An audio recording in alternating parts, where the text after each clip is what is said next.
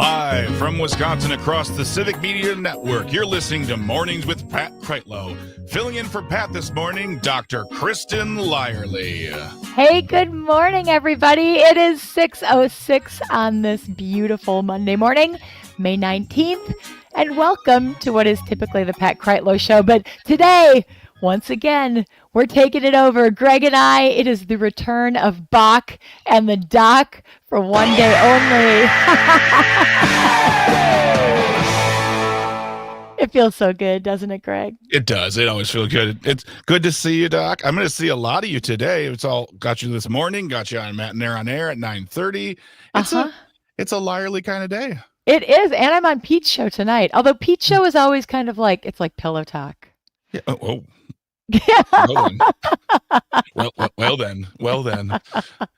And you got your show on the weekends on Saturday and Sunday. You're just all over civic media. It's amazing. It is amazing. And, you know, my show is so much fun. It's really cool to be able to take some of the things that we talk about in these short bursts of information and expand it and really highlight some of the beautiful things in Northeast Wisconsin. Mm-hmm. So last week we had Green Bay Mayor Eric Genrich on talking about, Green Bay just won this huge Robert Wood Johnson Culture of Health Prize, which is, I know it's huge. It's a big national prize. It's a reflection on some of the work that we're doing to just holistically welcome people in northeastern Wisconsin, making sure that they've got food and access to clean water and all of the things that you need to be able to live a healthy life. Not just, you know, the checklist things, but like all of the stuff that makes your life healthy and fulfilling. So we're really, really proud of that. Good. Well, congratulations. Yeah, thanks. And on the show today, this is going to be a great show. I'm super excited about it. It's jam-packed. It's jam-packed. We've got my oldest son, Abe. He's going to join us for a little while in this hour. He's a middle school music teacher, and it is the end of the year, so he's a little frazzled, and we'll all share in that. That'll be fun. And then, of course, on this day in music history, that's fun to put together. Talk about a rabbit hole, Greg. Oh, yeah, definitely. Definitely.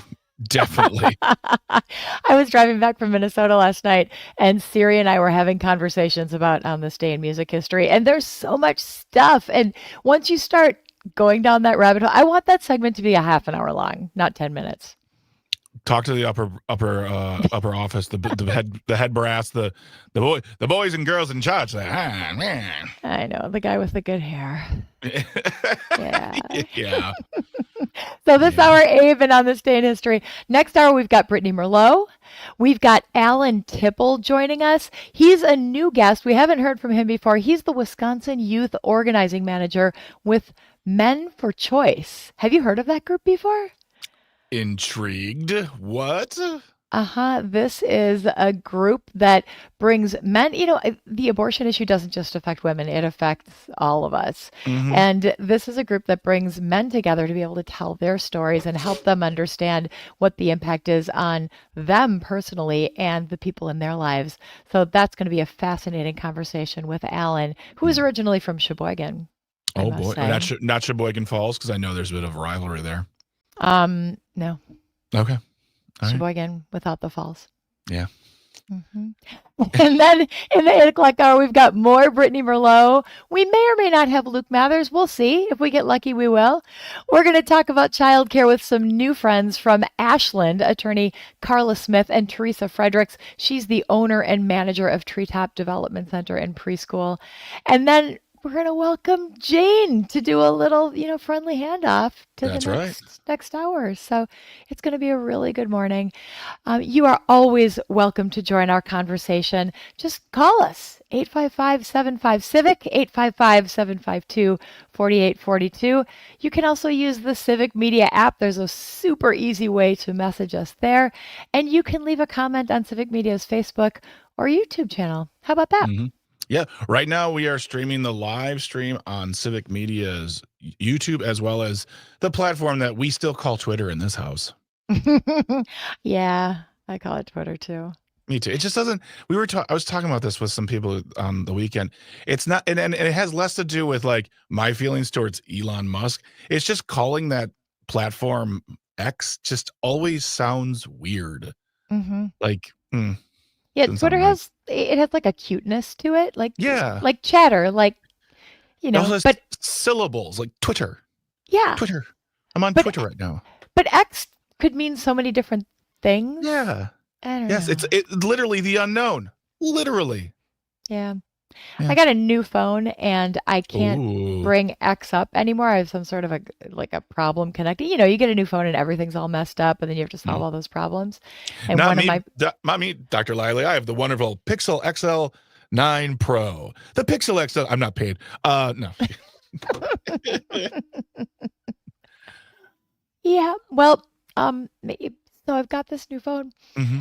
and I can't pull Twitter up and I'm okay with it. It feels Yeah. actually a little when I go to it, I'm like, oh, this is okay. This is my excuse to not. Yeah. Yeah. I get that. Yep, totally. We were talking about that too. It's like, what would be the first of all your social media accounts that you're on right now? What would be the first one you would just disconnect with immediately and be like, all right, I'll do Facebook or I'll do Instagram, I'll do all the others, but this is the one that it's easy for me to just jettison. Oh, Twitter for sure. Yeah. I've attempted to do that, but then I Mhm. keep kind of going back to it because there are people there who I still want to talk to. Yeah. So it's hard to not. Can I be totally honest and self-indulgent and vain? Mm-hmm. For The once. reason why I don't leave Twitter is because there are certain people that I really look up to who follow me on Twitter. So it's like I feel Oh. special. So I do not get rid of it yet because I am egotistical and vain-ridden. Mm-hmm.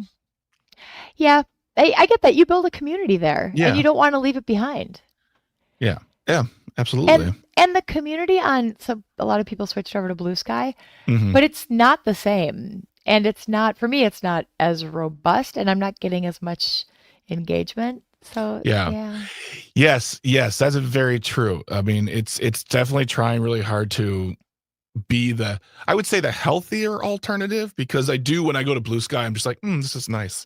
Mm-hmm. But it just I look at a few things, I scroll once or twice, and I'm like, all right, I'll come back to. I kind of for the first I'd say month or two I had it, I had to like remember that I had it. I would see it and be like, oh, I have Blue Sky. I should check that out. And I have like, ooh, 2 notifications. Oh, I know, right? it doesn't feel special. I know. I Yeah. want to like it, but I'm not there yet. Maybe I just need to invest more in it. Yeah. I There you don't go. know.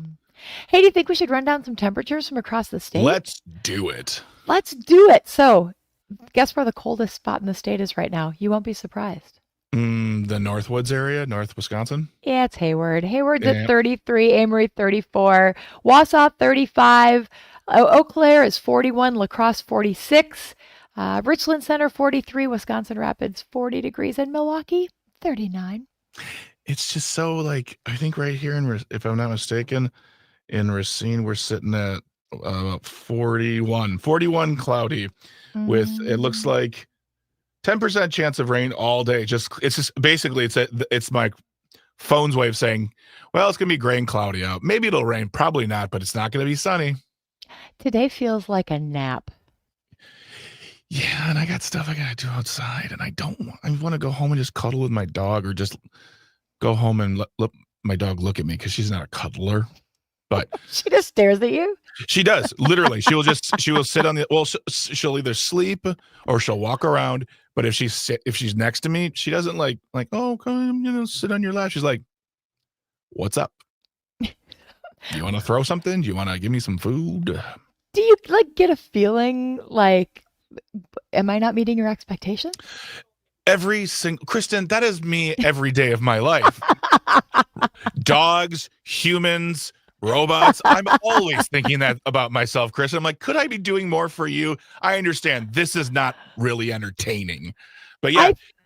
We maybe need to do a therapy session. Oh, I've already, Dr. Lyerly, we can talk about that. I've signed up for a whole new program for therapy and whatnot because it's important to get out there, talk about it, get to know yourself. And I personally believe everyone should talk to a professional on some level. But yeah, I'm venturing back into that world. But yeah, on the lighter side of it all, like I see videos all the time of, my dog just can't get enough of me. And my dog, when I sleep, my dog is asleep next to me. My dog's like, hey, can you give me food or something, please? This is just like, I got things to do. Greg, Your Yeah. dog isn't a dog. Your dog is a It's a cat. cat. Oh, yeah. Yeah. Yeah, I know. I Yeah, have a cat who's a dog. oh, that's Uh-huh. cool. That's so Yeah, cool. kind of. You I, you I want the cat to be more like a cat? Well, yeah, like I'm kind of a hands-off parent, as Yeah. Abe will tell us in our next segment. I'm like, "Oh, I'll feed you. Nice to have you around. You're cute sleeping in the chair. I'll pet you every once in a while." Like I'm not the go for walks kind of person. I'm too busy Yeah. for that. Like I've raised 4 children. I don't need another thing to do. Yeah, I understand that too. Yeah. I should walk my dog more, but I kind of like bundle it because we have a nice backyard that's fenced in, so we run around Mhm. there, and then I take her to the dog park. So she gets her runs in that way, but she definitely she is she's half German Shepherd, so she's got that like let's do stuff attitude, which I don't. And two, she is less than 2 years old, so she has that energy to burn. Uh-huh. That's So good for you. yeah, yeah, it's good for me to watch her do that. Just watch her Uh-huh. from the porch and just let Yeah. her get crazy. Speaking of energy to burn, did you happen Yeah. to catch the Brewer game yesterday? Oh, I have not watched any of the Brewers games this past weekend where they continue to disappoint me and make me sad. No, they beat the Twins yesterday. Oh, they did? Because I must have been looking at Saturday's score then because I looked at the scores like, oh God. Jackson Chourio Yeah. had this epic catch where it was the 8th inning and the Twins were down by 2 and there was a runner on base. So it would have tied up the game if Chourio hadn't like literally reached over the fence to grab this ball. It was Nice. amazing. Yes. Nice. So they didn't get swept by the Twins. They did not get swept by the Twins. Yeah. You're welcome. Thank you. Appreciate that. And in the NBA in the West semifinals, the Oklahoma Oklahoma, where the wind is nice and the basketball's cool. It is cool. The Thunder beat the Nuggets 127-93. Huge margin there. So the Thunder got the victory in the series. And that means that we're going to have a new NBA champ this year for the 7th year in a row. It's kind of Don't we unheard always of. have a new one? No, like we haven't had a repeat. There's all 4 teams are new in the last 7 years. So that's kind of great. Basketball. I have a hard time watching basketball because I can't see it consistently because it's on all the different channels and you have to, buy this special package. And I just don't, I'm not that invested. I know what you're talking about, Dr. Lyerly. I don't watch basketball either because I just find it boring. Really? Oh, I think basketball is so boring. What about college basketball? Oh my God. Seriously, did I do something wrong? Do I have to watch that? I've always had a problem with college sports just because there's so much of it and I never know where to start and it's like trying to dive into comic books where you're like, wait, do I do this edition? Do I do this series? I don't know who to follow. So yeah, it's college sports. Cool. Maybe start with the Badger basketball team. There we go. I'm there just we saying. go. Yeah. There we go. Well, we'll talk a little bit more about sports and news and other things when we return. But for now, this is Dr. Kristin Lyerly here with Greg Bach. We're Bach in the Dock. And this is Civic Media Mornings on the Civic Media Radio Network.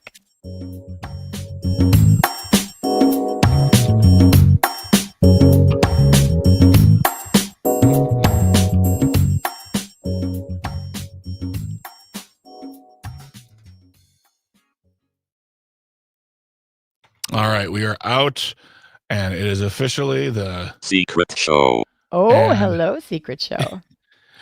All right, let's see here. That was good.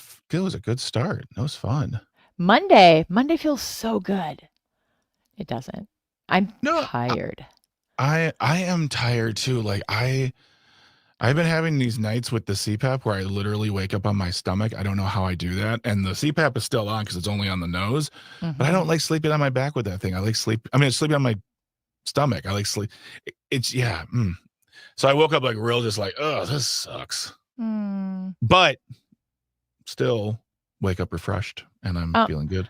This is our topic for Matinee on Air. Well, I wasn't sure about that, folks. You're getting behind the curtain to talk about today's show. I also thought because of what's going on with the young woman who is in a coma or on life support, as well as what happened in Palm Springs, I feel like the CPAP can probably wait because those two are far more important to talk about and their implications and what's going on right now.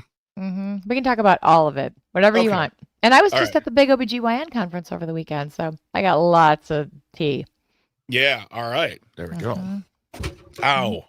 There we go. All right. We come back in a little more than a minute. If you need to go do something, go do it. But I'm going to put the title card back up, Okay. and people will see us in 1 minute. 1 minute. Secret show.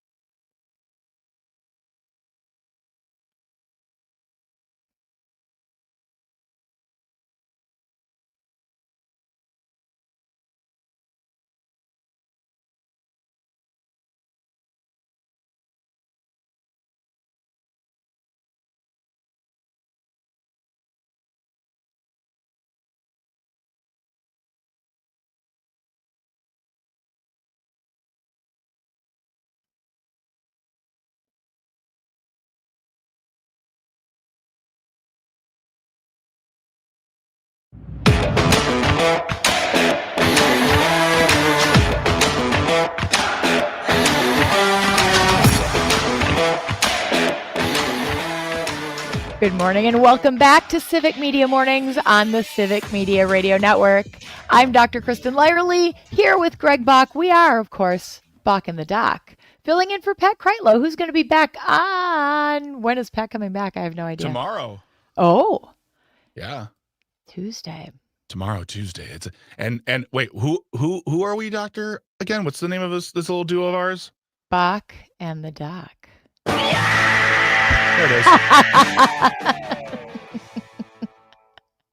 I need like a better radio voice, like we are Bach and the Dock. I have to practice that. Bach and the Dock coming at you live on the Civic Media Radio Network. That's good, but nobody tops Todd Michaels. Todd does have it. Oh my gosh, yeah. We should get him to be like, "You're listening to." I'm trying to do a Todd. Why am I trying to do a Todd Michaels impression? You can't. I know. We all want to be Todd Michaels in our voices. It's true. It's true. Hey, it's 6:23. The weather is nap. it's cozy time weather. It's cozy time weather. It is, but we'll get the full scoop from Brittany in our next hour. And in our next segment, my oldest son, Abe, is going to pop in and say hi. Because he's a middle school teacher and the year is winding down. Did you do that thing when you were in school where you would write down the number of days that were left and you'd cross them out as you got closer? Absolutely. Oh, that was so satisfying. Yeah.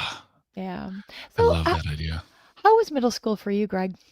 Was that the best time of your life? No, actually. And I know we're in a morning show capacity and it's supposed to be fun and light. And I'm fun and light.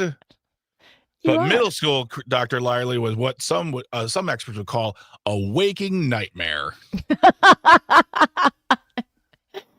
Yeah. No, I will not lie. I will be open and honest with all of you.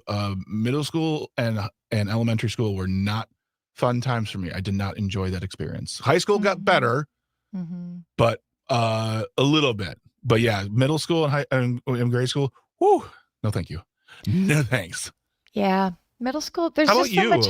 Well, there's so much happening. There's so much changing in your life and your body and your friends, and then you add social media on top of it for kids now, and it's I just can't even imagine being a middle school girl, especially right now. We were also like I have some of the best conversations at the Laughing Tap when I'm there after the shows are done and the doors are closed, and one of the things we talked about was the fact that like none of us, we were all in our like mid 30s or older, and we were all like, there's no amount of money you could pay us, no amount of money you could pay us to make us go back to middle school or even high school, because the way I got bullied in face to face. I couldn't imagine getting an instant message from someone that would just, no, thank you. Nope. Hard pass. That's really true. I loved high school though. Okay.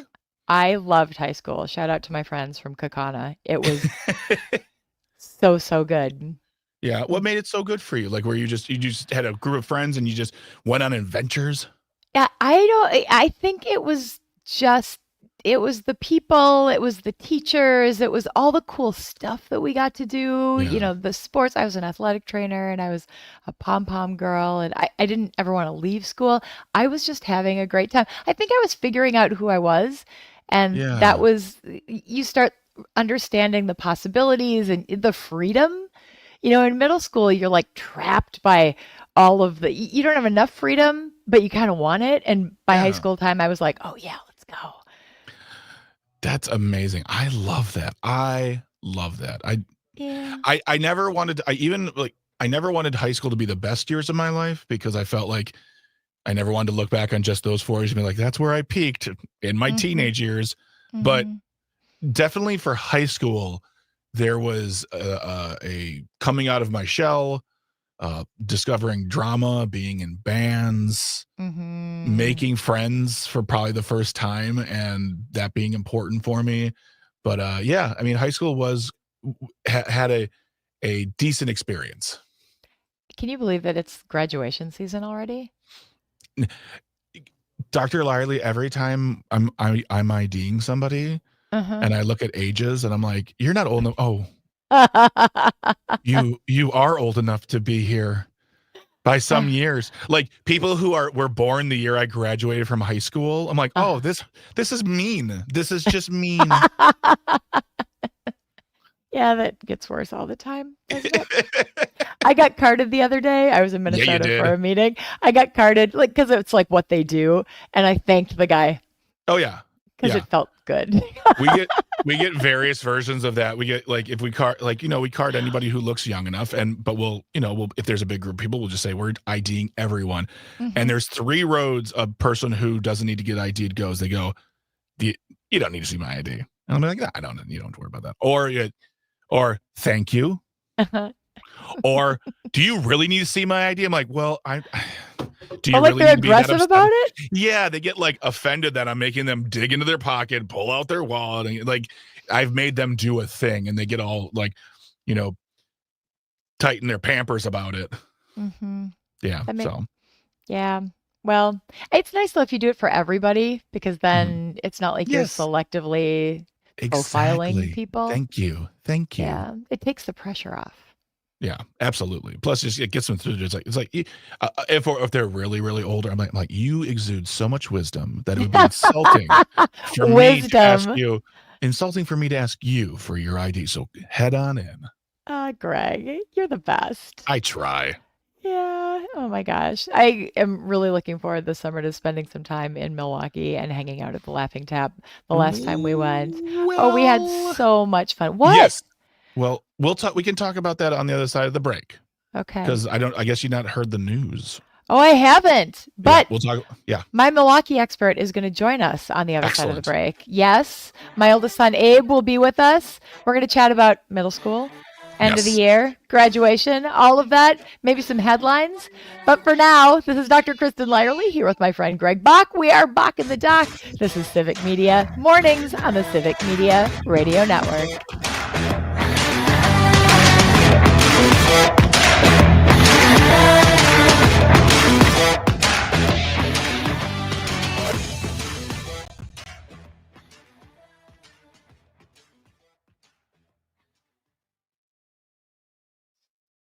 And we're out.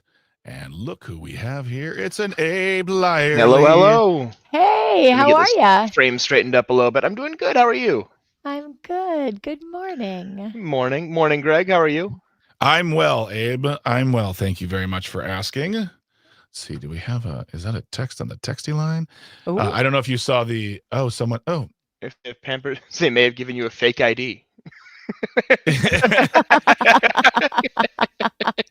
Is that on Facebook? At this job, I don't care, man. No, somebody They're 9 feet tall in a trench coat. It's probably just wave them through. somebody sent a picture of hatching chickadees in a nest. Oh. Yeah. It's baby robin's nest from last week. There you go. Awesome. That's cute. Okay, so we come back in 4 4 minutes exactly from here. And yeah, we can talk about the laughing tap, and we can talk about whatever you want to talk about. And Sounds good. Alicia on the live stream says, "Good morning, Abe." It's always good to see Alicia. We can talk about middle school and how the kids are. We talked a little bit about that just earlier. Yeah, I've been sitting in the back for about 15 minutes now, so I'll follow wherever you guys want to lead. We can talk about headlines if you want to. Yeah. Did you see this thing that I think Tony put up on the live stream? He said, "Have you?" Wait, no. Where is it? Derek Van Orden. Did you see Derek Van Orden said he wants to get rid of spring elections because Republicans don't show up for it? Okay. Okay, DeVoe. Okay, DeVoe. No consistency between 5 years ago and right now. Well, consistency. he said SNAP benefits wouldn't go down a nickel, and then like 2 weeks later, he's like, you know what I'm going to do? I'm going to get rid of. What was it? I found out. We're not cutting SNAP. We're cutting the people that administer SNAP so much that they're forced to cut SNAP. You see, it's like washing your hands. Exactly. Well, when he specifically said they won't go down a nickel, so I calculated the amount of nickels in 230 billion. It's a lot of nickels. That's in the quadrillions. That's like in the ballpark of none, though, right? Like zero, couple 100 billion. It's like really all the same. Yeah. After a while, it becomes money. It's just numbers on a page, really. Exactly. What does anything mean? All right. Do they just say this, though, just to distract us so that we start having these conversations about how ridiculous it is, and then we stop focusing on the real problems that we need to solve? Well, I mean, at the very least, I hope he's held accountable by whomever's going to run against him to say he literally said SNAP won't go. Those are his words. He screamed it at a doctor in a hearing, and I think a month later he does this. So I'm just hoping someone holds him accountable and makes him answer. But you know how he feels when he gets cornered. He turns into a wild meerkat, just gets mean. A wild meerkat. I just found some words. I feel like meerkats are too vigilant for that. You don't catch a meerkat off guard. You catch a Republican off guard about once a day. Did you see the Trump tweet? Shit. Language. Abe, you have to watch you can't say that. Yeah. Oh, 100%. Gotcha. Yeah. All right. Who raised you? Yeah.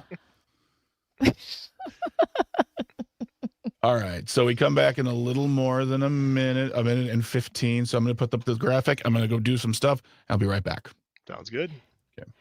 We did have a session over the weekend. I was at the ACOG meeting, and we had a session about like how to get your feelings out so that you don't feel like a victim of what's happening. We all have to express ourselves. And during that session, they talked about how to swear appropriately and why it feels good. And that was entertaining. That's a daily talk in middle school at this part of the year. Can you express that sentence? Oh my gosh. Yeah, I have that conversation with your brothers pretty regularly. It's just a habit at this point.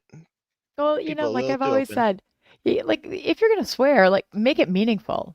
Don't just make it a throwaway word. Like do it with gusto. Make sure, but not on the radio. Not on the radio. Not trying to get the show taken down. Are you gonna stick around for On This Day in History? I need to get out of here by about 7:00. Okay, that'll be good. I mean, if the show, when is This Day in History? What's the time frame for that? It ends at 7. Perfect. Then I can keep on till then.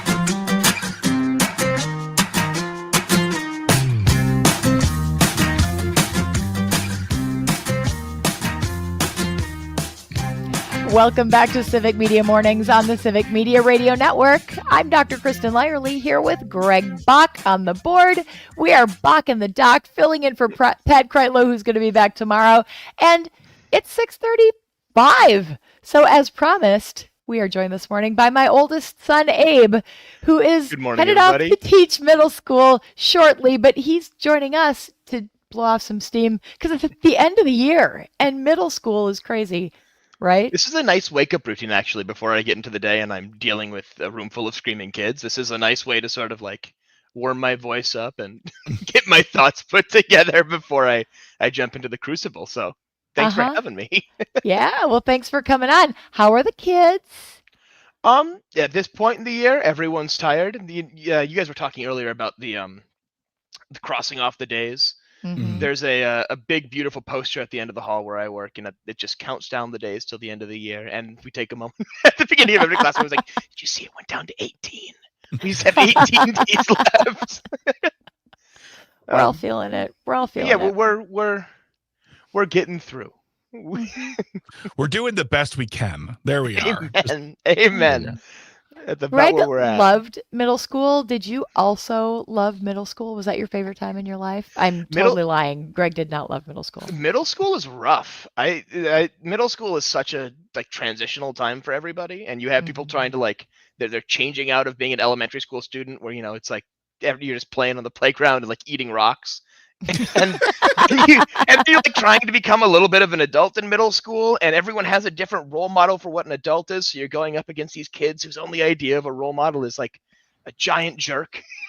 or there's just all these different people trying to build an identity for themselves off of basically nothing, because you're in middle school. You don't have that much.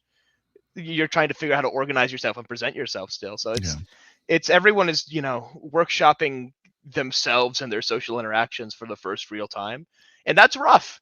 No one's good at anything the first time, and middle schoolers are normally bad at just about everything the first time they do it.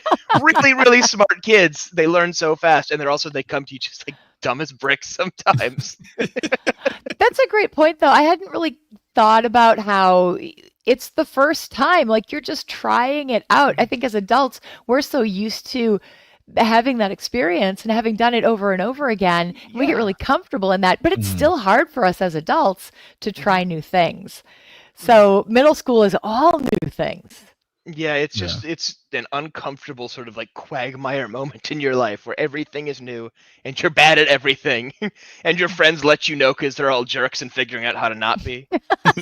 They're great at pointing out to you how not good you are at stuff. And everyone smells bad and blames everyone else for it. It's just the worst. But Abe loves teaching, folks. Loves it. I really do. It's always an engaging day. You show up, there's always something new happening. Sometimes it's a little bit worse than other times, but it's a solid 9 to 5, and then you get 3 months off in the summer, and I get to just walk around Summerfest. So that's a question I have for you, Abe. So your summers, are they just for at least now exclusively off, or do you do continuing education? Do you teach summer school? Do you have summer plans that include your job? So summer school was something I tried to do last year, but it fills up really fast in the district that I'm working. The pay is good. So last year I took the year off. This year I think I'm just going to take it off as well. Try to get more involved in organizing in the Milwaukee area, figure out what's going on. But really just, take a little bit of time and spend time with those around you and breathe is the plan. Speaking of that, this summer. Yeah, we teased the magical. Laughing Tap in our last segment. What is the scoop with the Laughing Tap? So as of January, July are both the wrong months, everybody. Wow. As of June, geez, I'm an adult.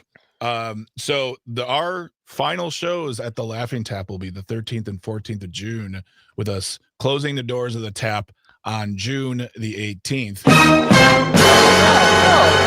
But it's because we're looking for a brand new location. Oh, that's great. Oh, but the Walker's Point location was you know what? No, this is all new things. This can be good. Yes. It's not that we don't love Walker's Point. We love Walker's Point. It's a beautiful neighborhood. It's on the rise, or some people call it gentrifying. But also it's become untenable with the buildings, it's just not a situation which does us the best. So we're looking for a new location right now. We don't know where it is, but hey, there's that company brewing spot. You ought to come up to River West. We do not want to go to another brewery. They're not built for comedy. They're built for brewing. But it's, for us, it's a matter of, as we've been saying, we have to find a smaller location to get bigger, because you've both been there. It's a very large building. And so we need to do more with less, and just expand the operations out. And we'll be announcing more as we know. And the reason somebody asked, well, why didn't you announce a new location, like, because we don't have one. And if we just said we were closing our doors, you think we just close. So we had to say we're closing, but we're relocating. Hopefully we'll be open sometime in the fall. Mhm. Tony suggests AmFam Field. It's open about half the time. Oh yeah. If you bring a grappling hook, toss it over the. We'll just knock down we'll knock out some of the walls of the suites and it'll be perfect. We're right in that 300 level. Oh, great. And I expect them to give us free rent. That's great. Thank you, the Brewers. I'll start paying rent when you start getting above 500. How about we do that? Oh, you're salty this morning about the Brewers. I kind of am. I love the Brewers. I love the players. I love Pat Murphy. Love Pat Murphy.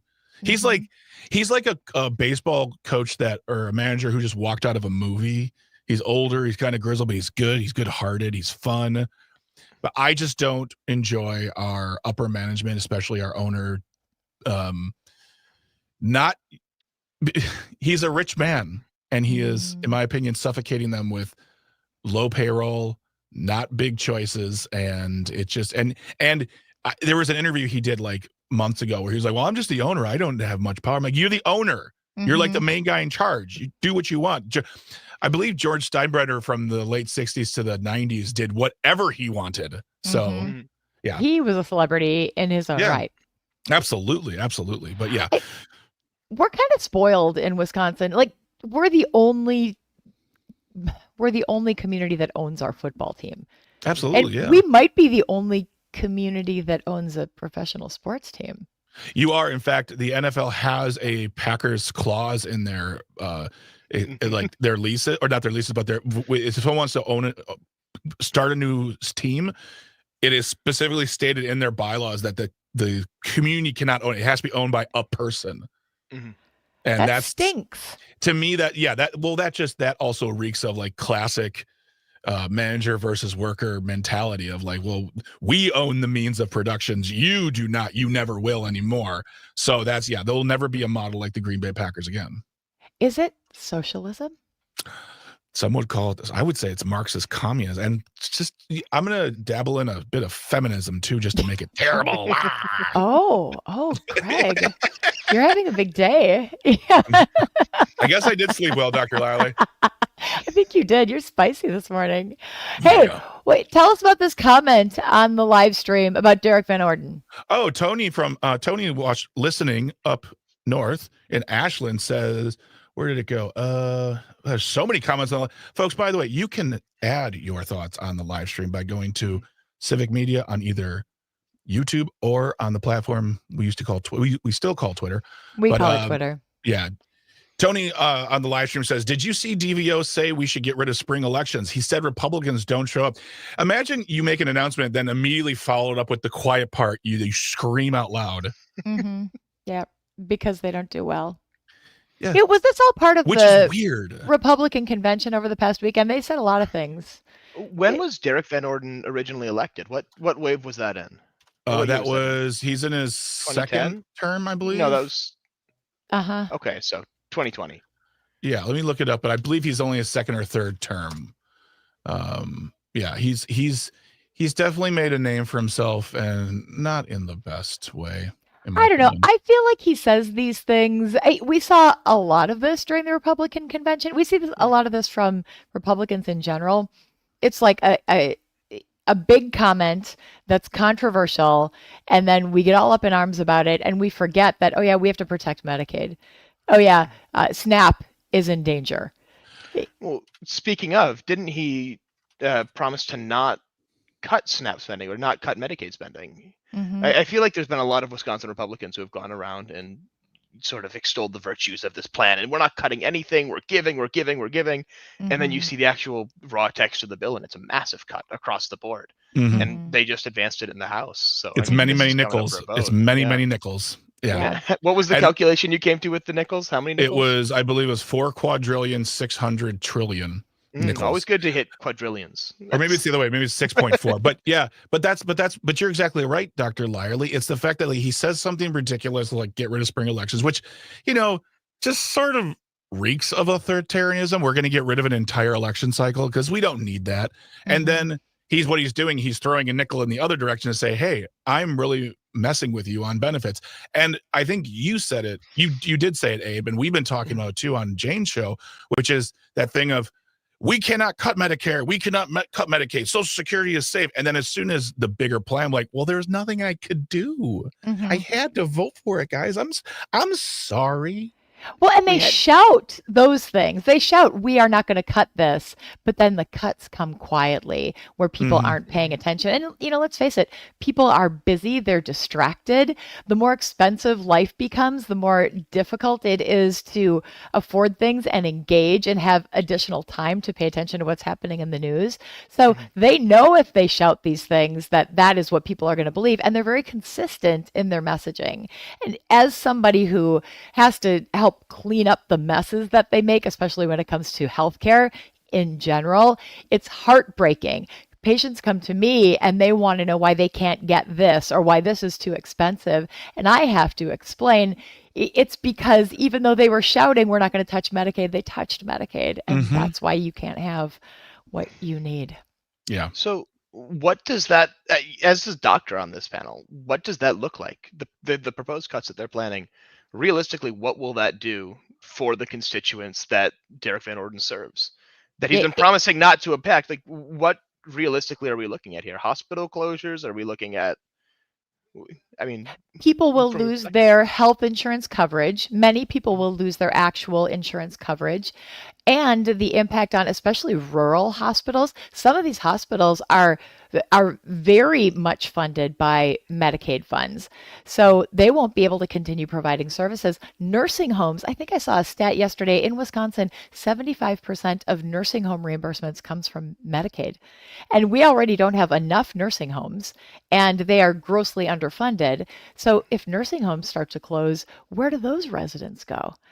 Well, their family just has to pick up and do their job, Dr. Lyerly. Do better, people. Take care of the people. Your kids and your parents. Take care of them. Yeah, we're going to talk about that later on the show. Actually, we're going to talk with some folks from Ashland about childcare, how expensive it is, how it's not working for parents, how it's not working for childcare providers. And that is a huge issue right now in Wisconsin, which Governor Evers has labeled the year of the child, but we're not seeing that kind of love from our legislature, are we?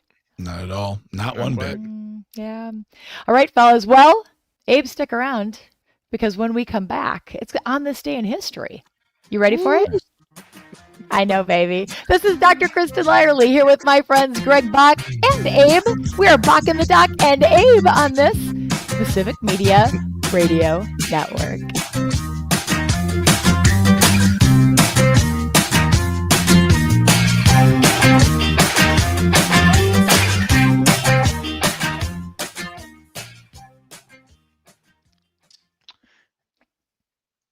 Did you guys? We're out and we come back at 52:20.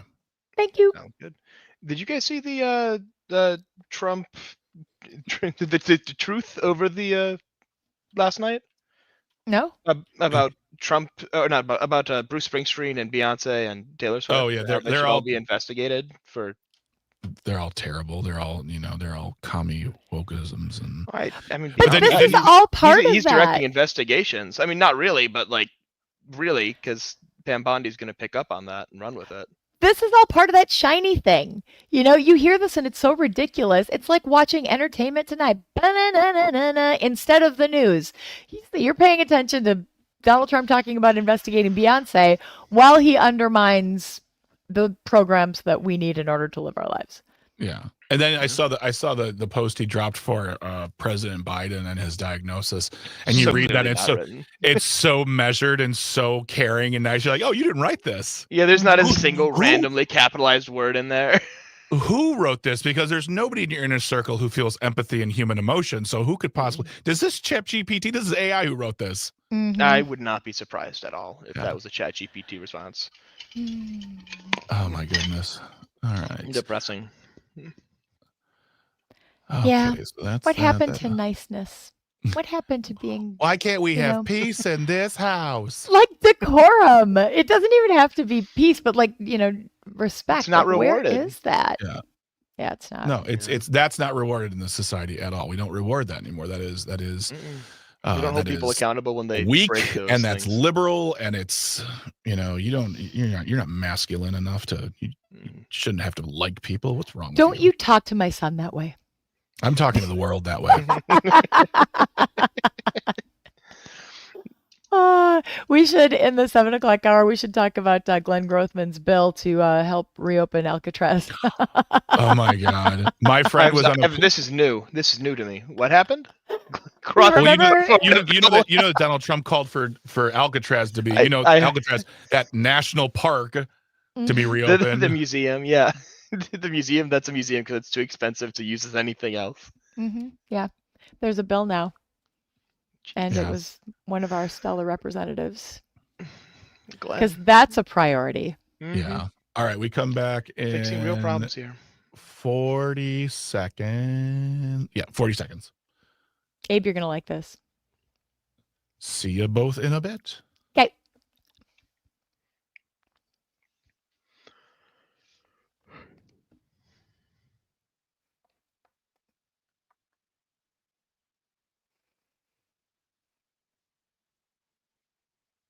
$20 seconds. Thank you.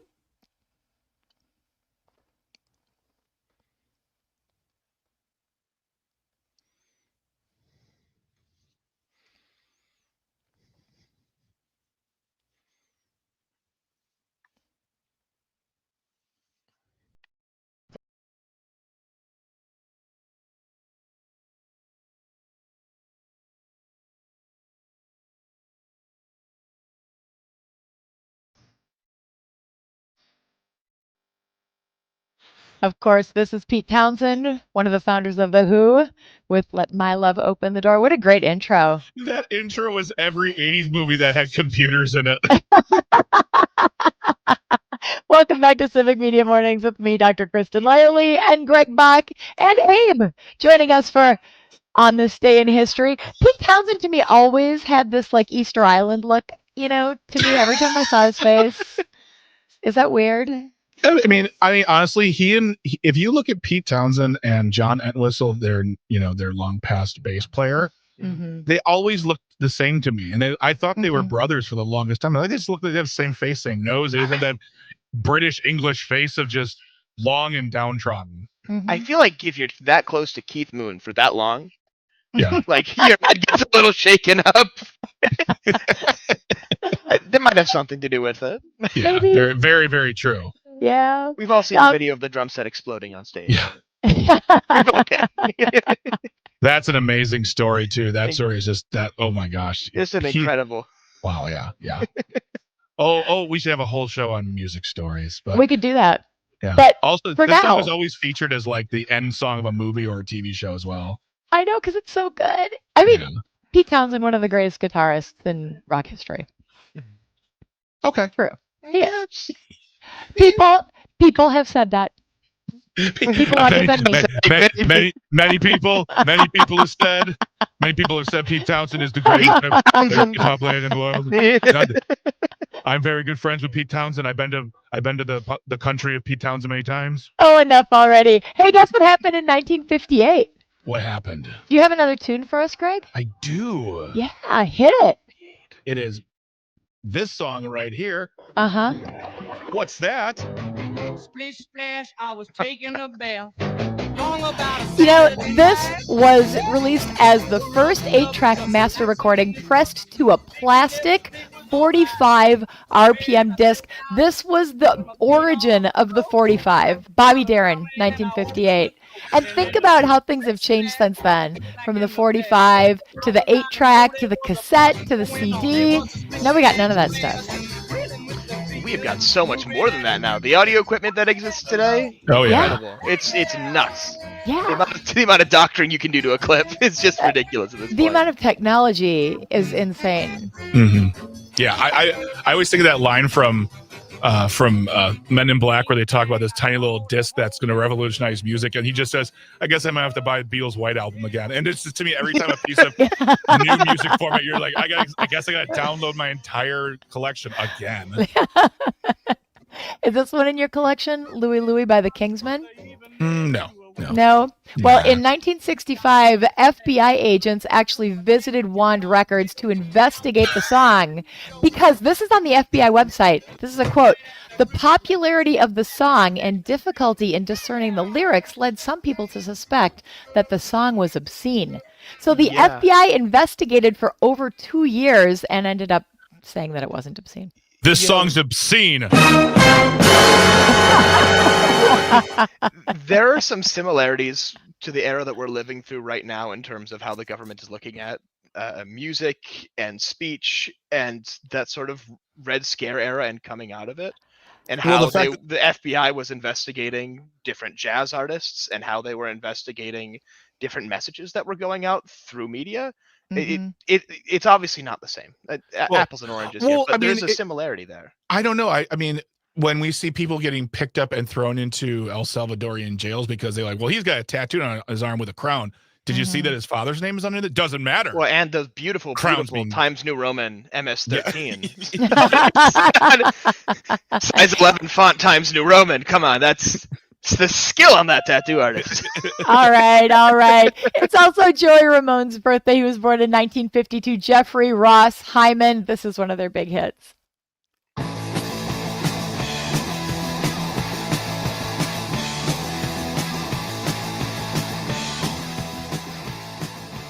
This just gets you going, right? This is a good Monday song. Yeah. Like, let's go. I saw the Ramones in concert in like the late 90s, and it was an amazing. I'm not the biggest Ramones fan, but that was an amazing show. Joey was always so interesting to watch. I mean, he had some like significant mental health issues. He had schizophrenia and OCD, and he's out there performing. Very interesting human. Died in 2001 of lymphoma. It's also Malcolm X's birthday. He was born in 1925. Of course, he was a prominent and controversial civil rights leader, assassinated in 1965. And in 1990, Madonna topped the charts with her 8th #1 song that had us all going like this. If you can't see me on the live stream. And we were all like, that's what they're doing in New York City right now? They've been doing that for like over a decade at that point. Yeah, it came to Wisconsin in 1990. This also is the anniversary of Happy Birthday, Mr. President from Marilyn Monroe. If you remember that. Very interesting. Back in the day when a woman could do that, the guy would be like, yeah, sing it. Nowadays, you're like, this is awkward. I don't like this. I don't like this. That's right. It is World Family Doctor Day. It is National May Ray Day, where we celebrate sunshine, but we're probably not going to get too much today. Yeah, not today. Not today. But when we come back from this break, we are going to talk to Brittany Merlot. She's going to give us the full scoop on the weather. And we're also going to talk next hour with Alan Tipple from Men for Choice. It's going to be Abe. I'm so glad you were able to join us this morning. I hope this gave you a little respite from your middle school life. This has been so much fun. Thank you guys for having me. Absolutely. Love having you around, Abe. We do. This is Dr. Kristin Lyerly on behalf of Greg Bach and the Bach and the Doc crew, sitting in for Pat Kreitlow. You're listening to Civic Media Mornings on the Civic Media Radio Network. The music's something that will give you new life. You're a superstar. Yes, that's what you are. You know it. Come on, let your body move to the music. Hey, hey, hey, come on, let your body go with the flow. You know you are it. Beauty's where you find it, not just where you bump and ride. That was a little long. Sorry. Oh no, that's actually that. I feel like that was on me because I said 1 when we actually were at 2, and then I'm like, I don't know how to do it. Like, I don't think there's an international radio sign of like if I do a 1, but then I'm like, no, it's not that because I do this, it means stop talking, and then I do this, be like, well, what do you mean? Is it 1 or 2? Aren't you paid to do this job, you four-eyed moron? And you were voguing, and your picture is small because I've got a little laptop screen. I've got notes up over here, so I'm like looking at. I'm watching you vogue and thinking, where are your fingers? What's happening right now? Hey, Messages. hey, that's a question I usually ask my doctors. Hey, doc, where's your fingers? But Sorry, I've had some coffee. They Oh, introduced that me sounds to like a good plan. blonde espresso shots, and now I'm just Captain Jokes here.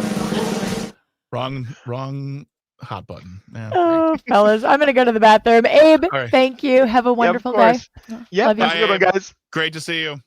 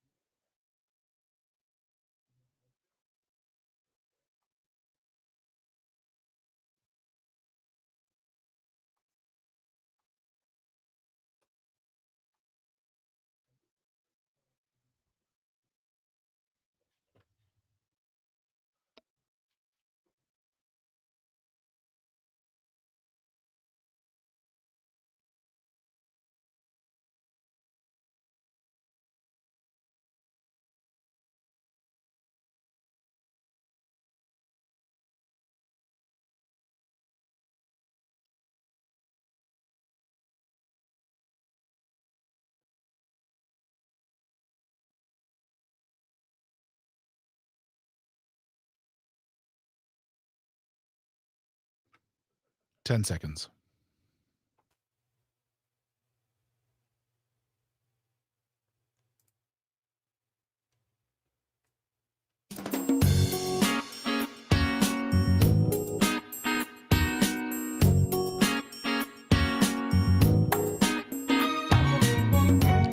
Live from Wisconsin across the Civic Media Radio Network, you're listening to Mornings with Pat Kreitlow. Sitting in for Pat, we have the one and only Dr. Kristin Lyerly.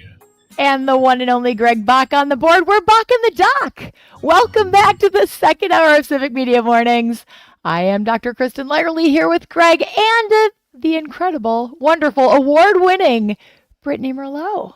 Oh, good morning. How are you? Good morning. I'm well. How was your weekend?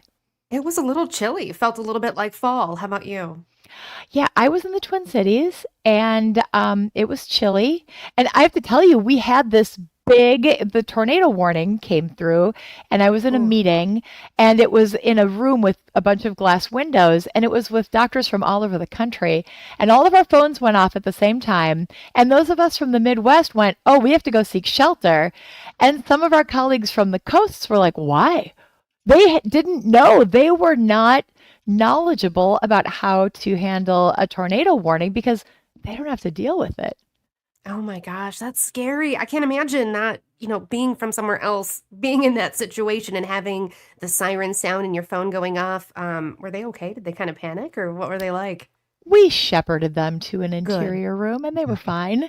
But to Good. me, it was really interesting because I grew up with this. Growing up in Wisconsin, we would leave our classrooms and go out in the hallway and sit on the floor and, put our head between our knees if we needed to. Like Yeah. we were trained how to do this and they weren't. And it really reflects how weather is different in different parts of the country.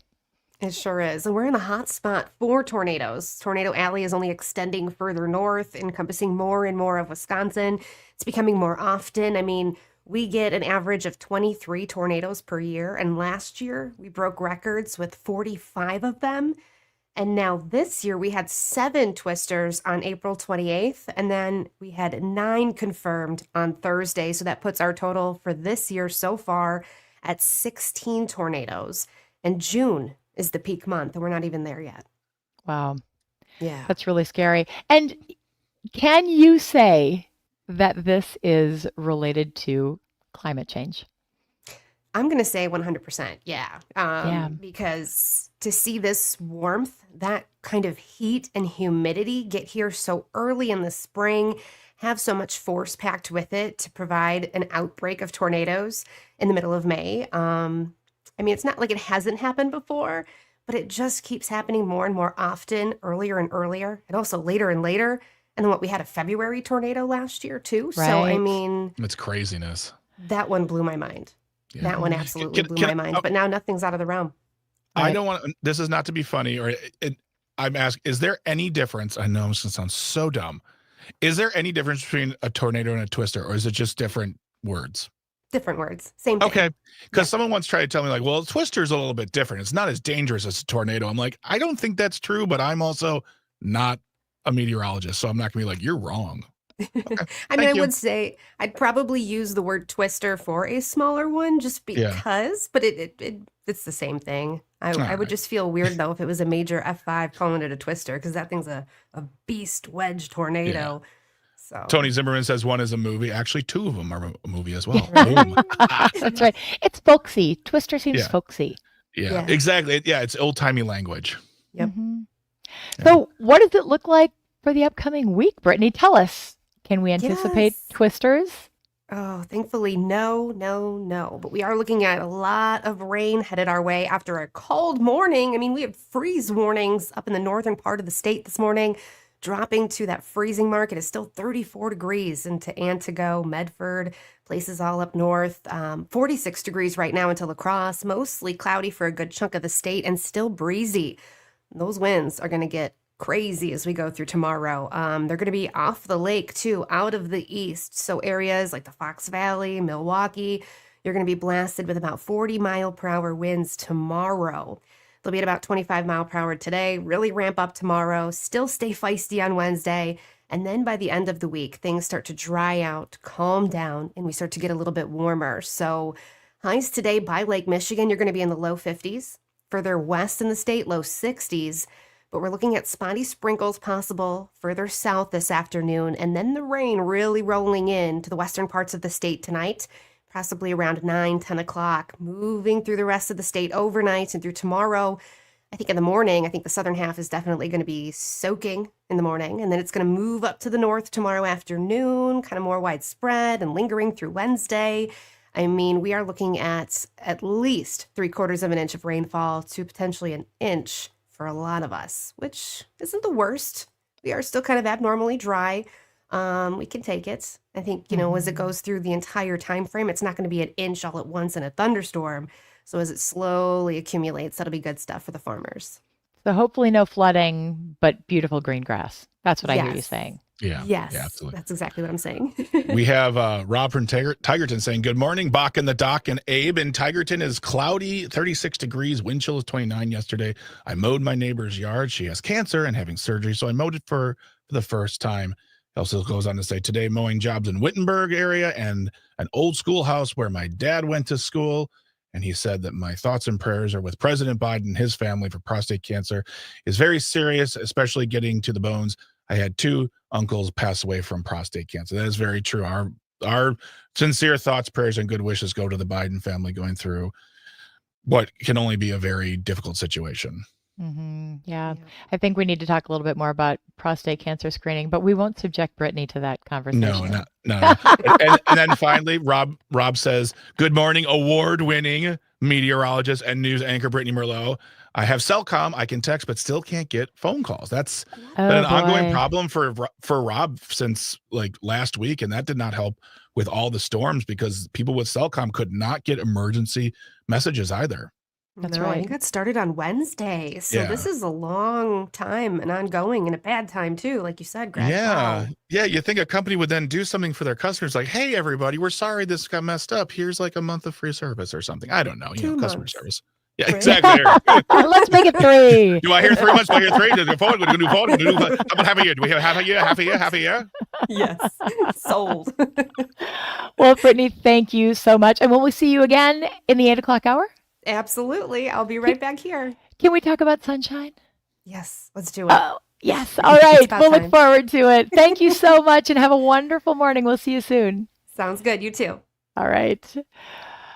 Greg, Doc. prostate cancer. Yes. I mean, no. I mean, bad. No, it's bad. It's one of the It's top. terrible. It's one of the top 2 cancers for men.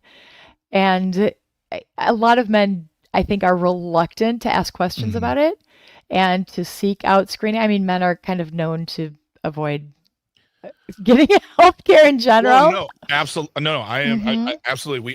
We are. I mean, it's a whole host of things. There's pride involved. There's, you think you're too busy. I mean, also just let's put in the general dislike for all Americans to go to their doctor or the hospital because they know it's going to be a very huge cost. Oh yeah, the cost. But a lot of men, and I'm not going to, I don't want to speak for, I don't want to speak for any women or others, but I think that a lot of men also have a mentality of like, well, if it doesn't hurt, it's fine. If I'm not in pain, it's fine. If my knee hurts a little bit, but I can still walk and do this stuff, it's fine. If it gets worse, I'll go, instead of being more preventative instead of reactive. So yes, absolutely. Well, and the preventive visit that everybody should have every year. I mean, a baseline, every single one of us should have a preventive visit every year. That's where you talk with your healthcare provider about your risks and the things you need to do to mitigate those risks. And that may include vaccines or blood tests or certain physical exams. And it takes into account your family history and the things you're concerned about. There's so much that goes into it. When it comes to prostate screening, this is important. There's a blood test, there's an exam, the famous digital rectal exam, but you get to have that conversation with your doctor about what the best screening is for you. And especially if you have a family history, and Rob and I talked about this a little bit yesterday, if you've got a family history, it's really, really important to get your screening done and to know what your risks are. President Biden, fortunately, has had this caught at this point. It's an aggressive form. It's a hormone sensitive form, so it may be treatable. And I am not going to tell you that I'm an expert in prostate cancer. I don't see men, but if you are a man, especially if you are a man with a family history of prostate cancer, please do go see your provider. And regardless of who you are, schedule that preventive visit if you have the means to do that. It is so very important. Yeah, it's that's something that is, for me personally, like we just had not even it's not a health scare. It was a scare, or it was a full blown thing. And my mother-in-law was in the hospital for about a week and a half, and it made me realize that I have to go to the doctor. I mean, we're not blood related, but there is stuff in my family that affected her as well. So it's like, all right, I'm at the age now. I need to get that colonoscopy. I need to have an exam of my heart. I need to make sure my heart's in good shape, and just start taking those preventive measures now. So, we hear about, especially men who are like, my dad, died at 51 from a heart attack. It's like, probably because he didn't have a checkup, because he didn't think about it. And a lot of times it can just hit you, because just because you have heart disease doesn't mean that you're in pain or anything. It's just sitting there waiting to happen. And then it does. And so. And there are so many silent things that contribute to heart disease. Heart disease is the #1 killer of Americans, men and women. And things sneak up on you, like diabetes, it sneaks up on you. Blood pressure problems sneak up on you. You don't know if your blood sugars are high. And sometimes it's related to other conditions that you do know about, obesity. Other times it's not. So that's why these preventive screenings are so important, to figure out what they are and to treat them early to mitigate the risks down the road. I think the other thing too is that we're so in the world of movies and TV shows where heart attacks are, my arm is hurting, I'm smelling the toast, and then having a big dramatic heart. That's not how heart attacks happen too. Heart attacks can like be very stealthy, and your doctor will be like, yeah, you had a heart attack. You're like, I just feel gross, I feel sick, because you're having a heart attack. So that preventative nature, that going to your doctor is, as you said, Doc, especially if you have a history in your family of certain conditions, it's, it can be part of your physical. Talk to your doctor, have that conversation. Don't be afraid, especially men. And men, especially, I think too, make time. Don't allow work or other things to be like, I got to get this thing done and I'll go to the doctor later. No, that's right. Make this a priority. You've got to take care of yourself. That's what I've had this conversation with so many people. We're living in difficult times, and it can feel really overwhelming and sad. But #1 is you got to take care of you, take care of your health, take care of your people, and then you can start working on the other stuff.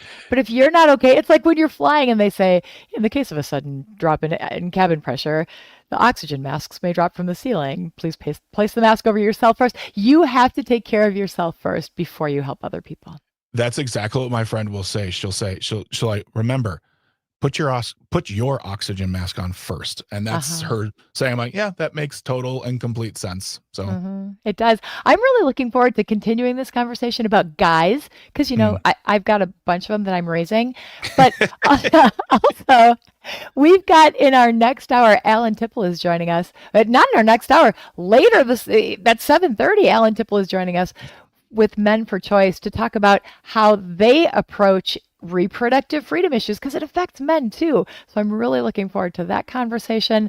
Plus, we've got new friends from Ashland who are talking with us about childcare in the 8 o'clock hour. There's so much good stuff on the horizon. I am so excited to be with you this morning. I know Greg is too. We are back in the dock. Pat Kreitlow is coming back tomorrow, but for the time being, you've got us for another hour and a half or so. This is Civic Media Mornings with Dr. Kristin Lyerly on the Civic Media Radio Network.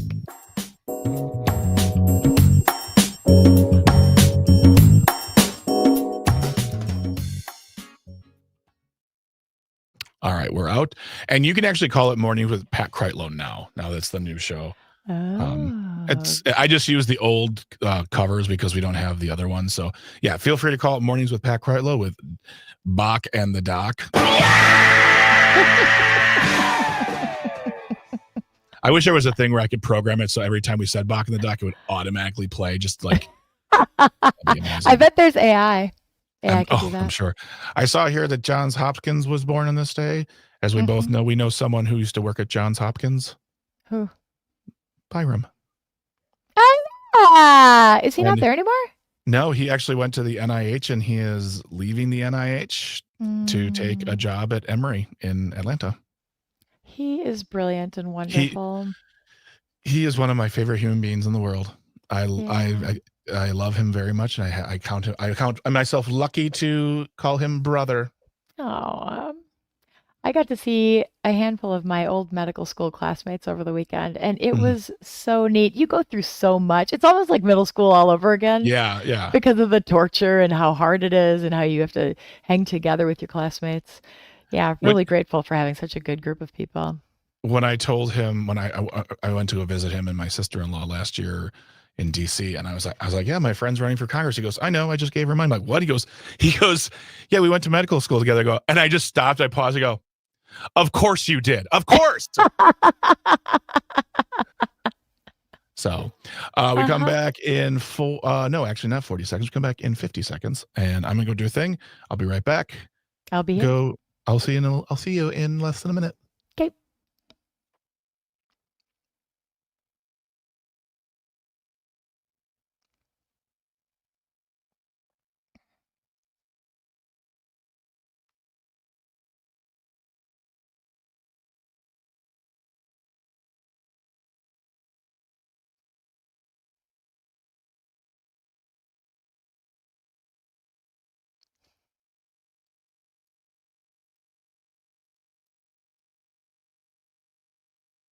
Ten seconds.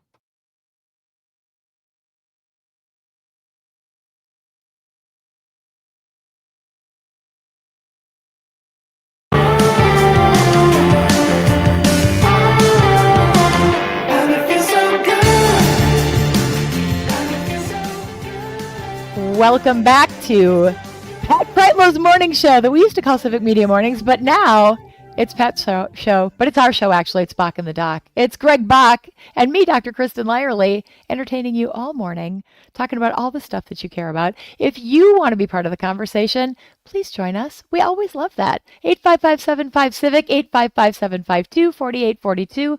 You can also use the Civic Media app or leave a comment on Civic Media's Facebook or YouTube. That's always fun. Agreed. It's Yeah. always great when you and I are here, aka Bach in the Dock. You just can't help yourself. Nope. Not at all. It's the need for this stuff is deep in my bones. It's called a problem. So We're slowly unpacking those problems, Greg. We've Yeah, got the absolutely. CPAP. We've got, we're working on one thing at a time. Indeed. Make myself better one day at a time. I know. Hey, can we talk about something that's just so silly? We talked about it a little bit during the Secret Show, but when was it last week? 2 weeks ago when President Trump brought up Alcatraz? Oh, How he wants to reopen Alcatraz. And then 5 days ago, Representative Glenn Grothman from the Sheboygan area actually introduced a bill to reopen Alcatraz. There's a lot happening in this country right now, and there are a lot of people who have needs. yeah. Can't afford food. Healthcare is a disaster, but we need to reopen Alcatraz, which we know is unsustainable. That's the reason they shut it down in the first place. It's a national park. What are we doing? Well, I just want to let's start at the beginning here. First of all, Glenn Grothman, or as we call him on Jane's show, Wisconsin's most rumpled politician.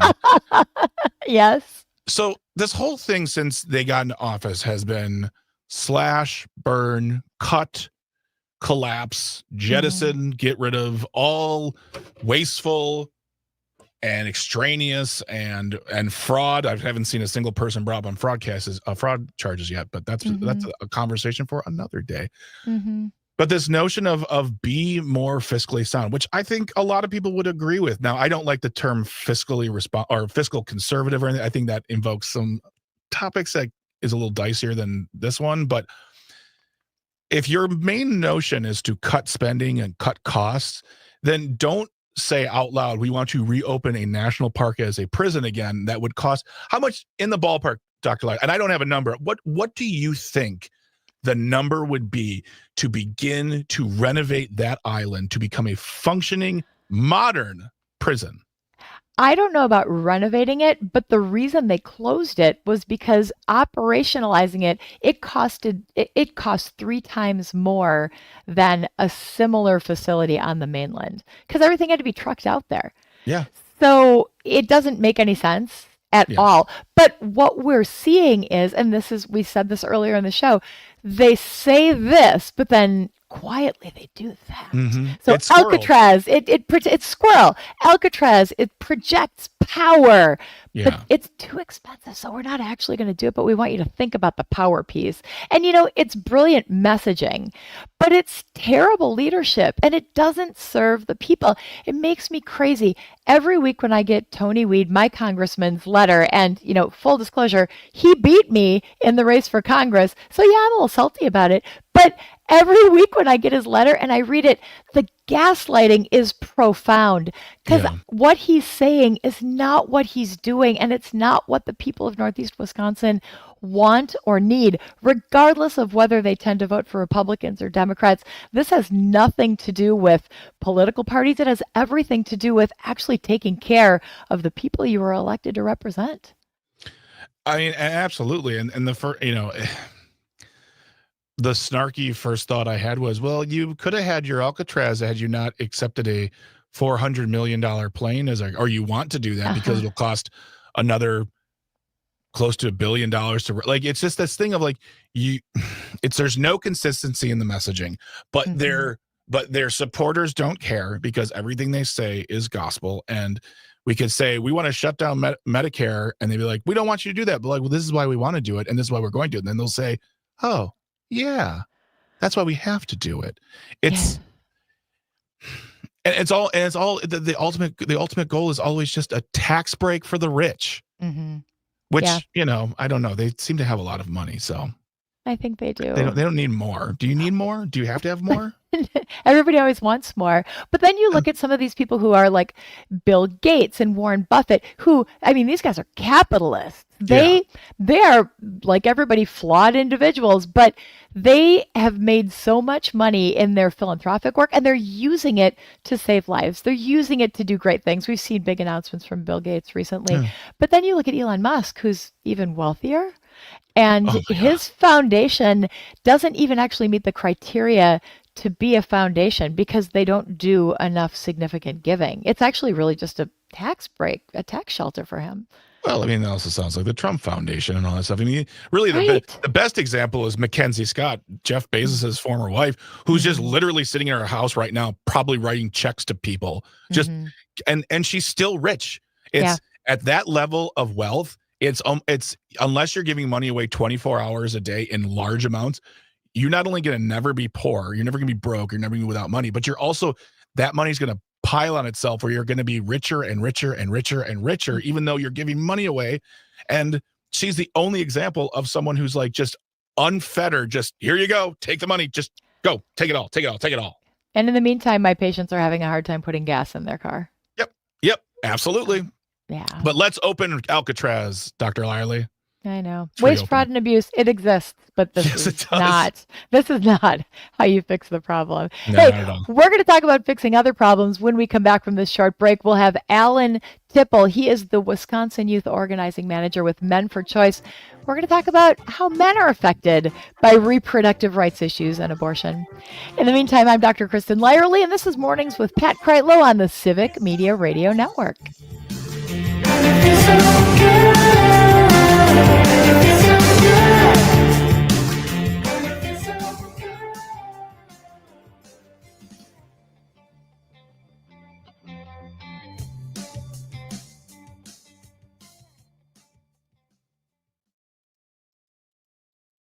All right, we are out, and we have an Alan Tipple right there. Alan, how you doing? I'm doing good. How are you guys? Excellent. You sound wonderful. This is going to be a longer break. We come back at 7:35, and if you need to go run, get coffee, or use the restroom, or whatever, do that, and we will be back in a little bit. Sounds good. Good Sounds good. morning, Thank you so much. Alan. Yeah, thank you for joining us. This will be super easy. We're just going to chat. You can't say any swear words. We are on now, or this is the secret show. So we're streaming on YouTube, but we're not live on the radio right now. Gotcha. Good to know. And how long will I be on for? We'll be out at 7:49, so I'll start saying goodbye right around 7:48.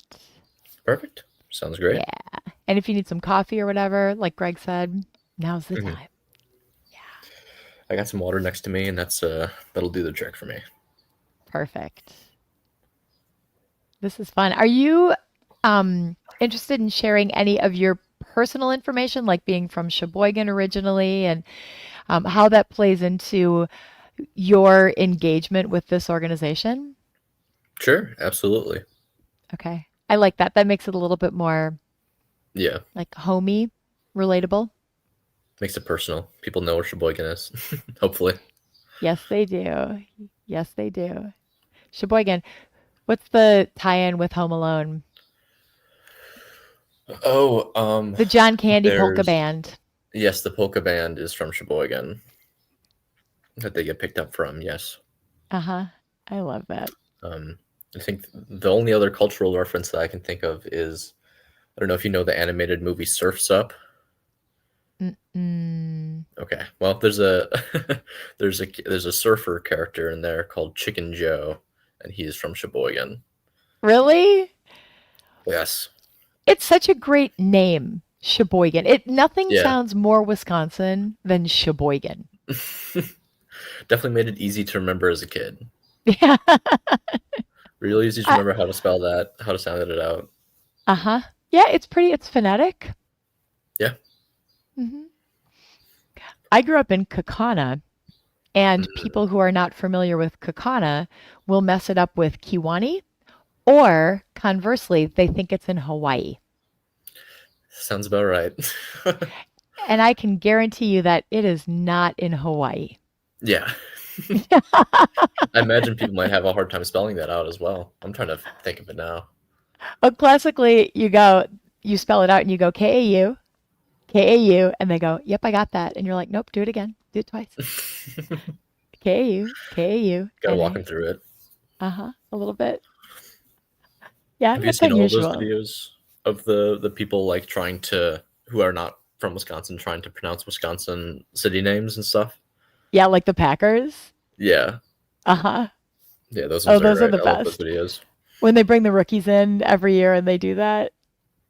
Yeah, absolutely. Yeah. Amazing videos.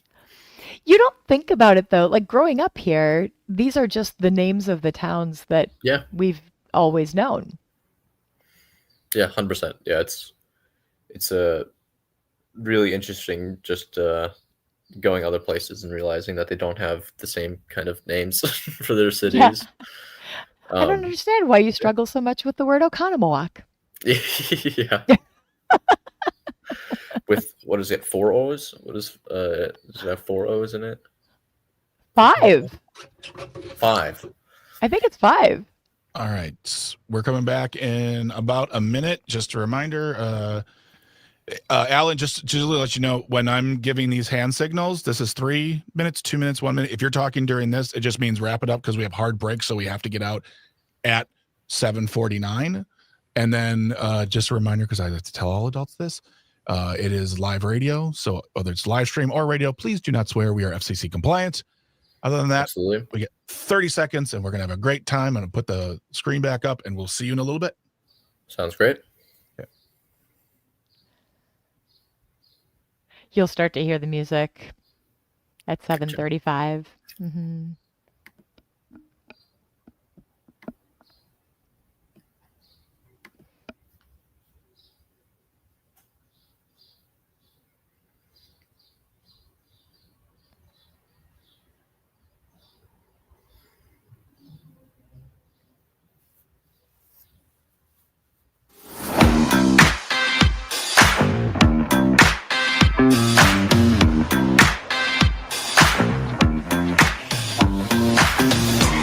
Welcome back to Mornings with Pat Kreitlow, but we're not Pat Kreitlow. I'm Dr. Kristin Lyerly, and I've got Greg Bach over here on the board. We are Bach and the Doc.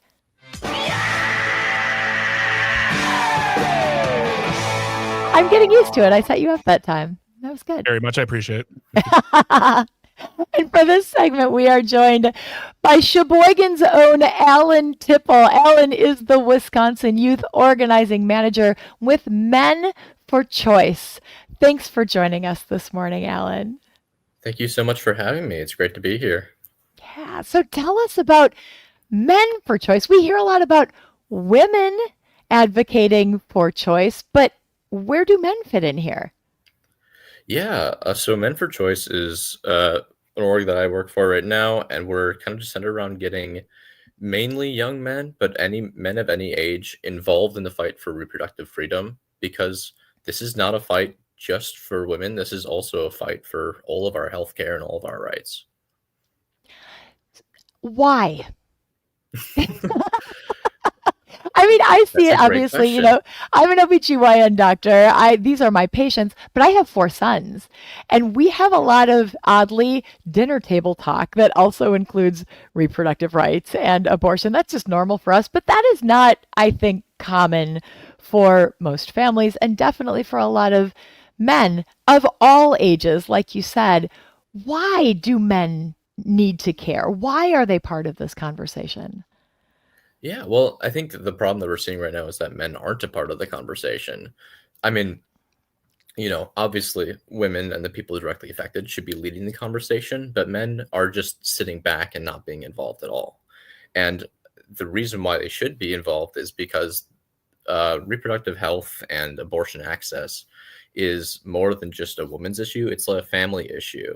I mean, I don't know how many people have seen those kind of stories out there, but there are people who, because they can't get this health care, are not able to have children in the future because of the complications they have. Or, women will die because of what's going on because they can't get this access. And I think the men out there need to realize that if you want to have a family and you want a family plan effectively and responsibly, you need to have that option available to you. And so it's not just a woman's issue, it's also a family planning issue. And I think a lot of Mhm. men don't really think that far ahead. I've definitely had these conversations with men because I'm so out there, and I think people know that I encourage these conversations. Mhm. And men in their 60s have told me about the abortion that they and their girlfriend at the time in college went through, and how they still recognize how it has affected their lives. But I think that there are a lot of men out there who do have stories, but they don't either feel like they know how to tell these stories or that they should be telling these stories because it doesn't belong to them. How would you talk with those folks who have these stories but just don't have the pathway to make that happen? Yeah, I think we've identified that there are some main barriers to men getting involved in the fight for reproductive freedom. And one of those is not knowing what avenue to get involved with. Hmm. For, a lot of these spaces tend to be very women dominated for, I think, very obvious reasons. But that can make men think that it's not, their place to speak up or talk about the ways that it's also affected them in a negative way.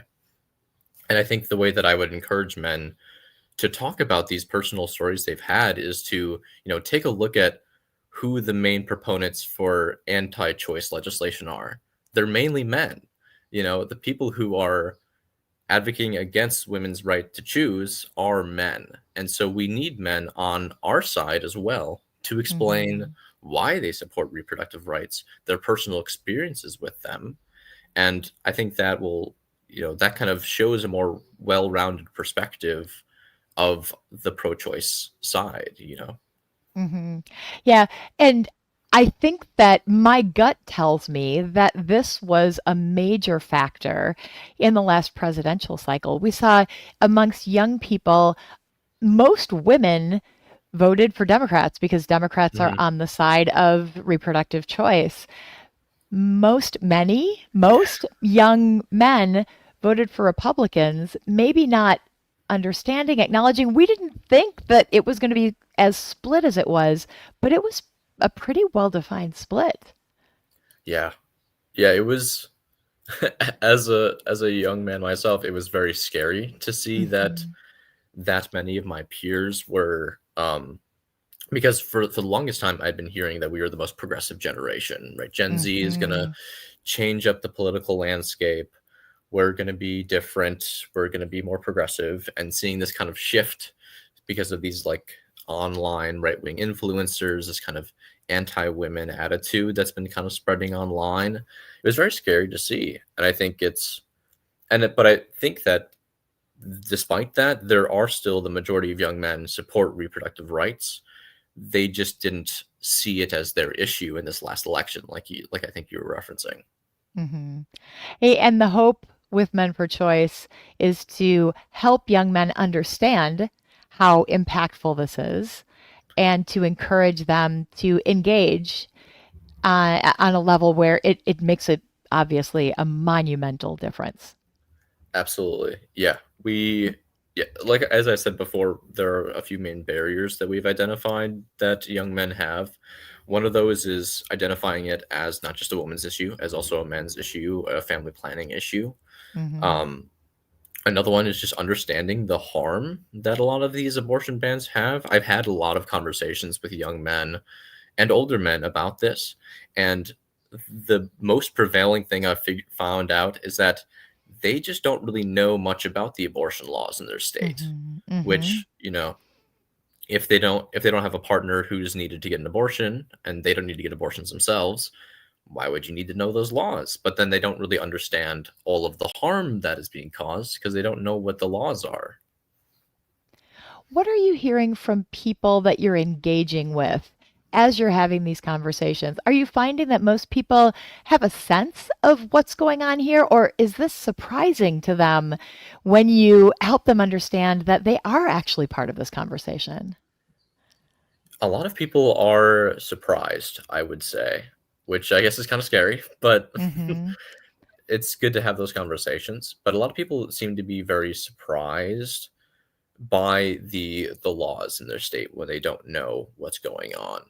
They tend to know, like, oh yeah, I know that our state has so and so week ban or so and so weeks restriction, but they don't know about all the small bits, like that there are these specific restrictions on where you can get abortions. They don't know about all of the crazy loopholes that they make abortion clinics jump through. They don't know about the ways that you have to, in Wisconsin, you have to do 2 visits to a doctor. You can't get the incredibly safe abortion pill mailed to you. You have to go in person to get it.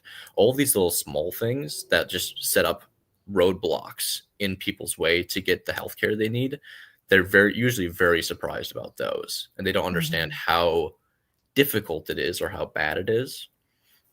I think they're also very surprised often about the impacts. People usually think of abortion as this, it's some, young college girl who had an accident and is now going to get an abortion. But a lot of the people who get abortions, as I'm sure you know, are already parents themselves.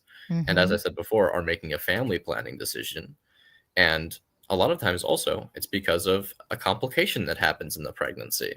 And a lot of men are very surprised about that. A lot of men are never really thought about it in that way because they just don't think about it too much.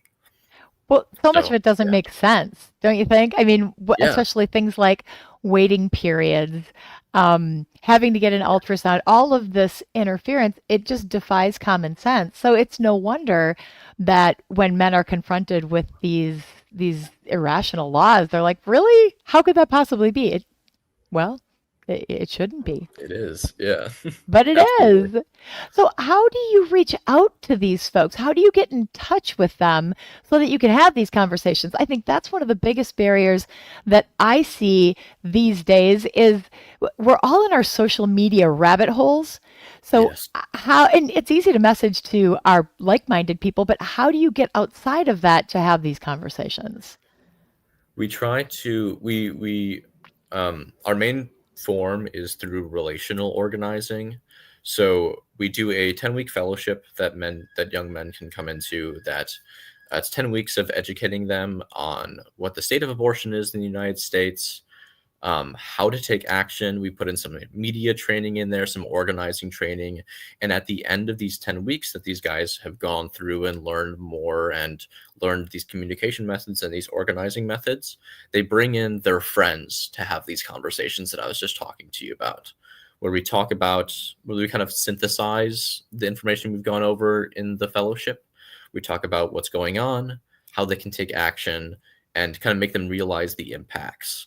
And that's where I've seen a lot of these like surprising results, where men who are pro-choice come into these conversations and realize how much worse it is than they had previously thought, or how they realize how they actually do need to like speak up and be involved as well.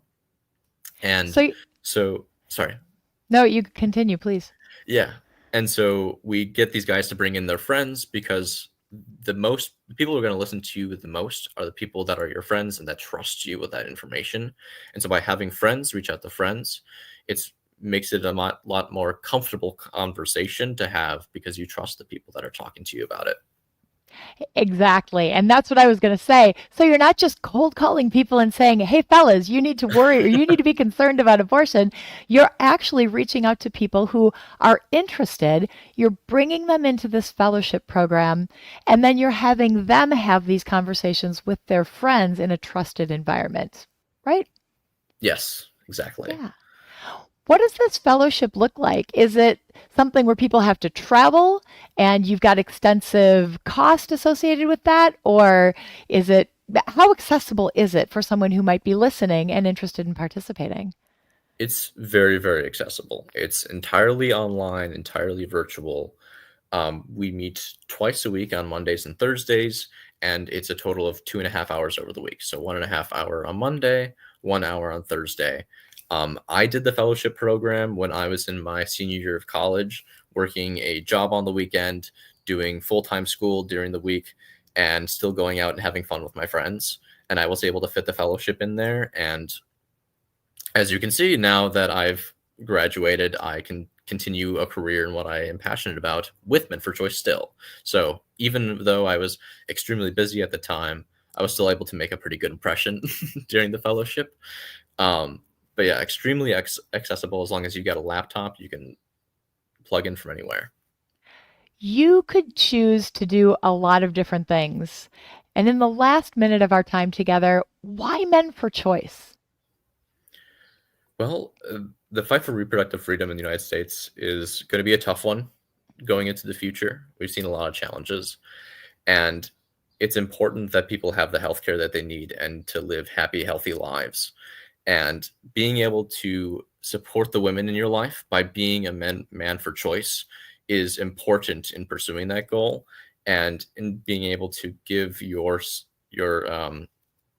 spouse and your future family the options that you need and want. And so, yeah, I think that's about it.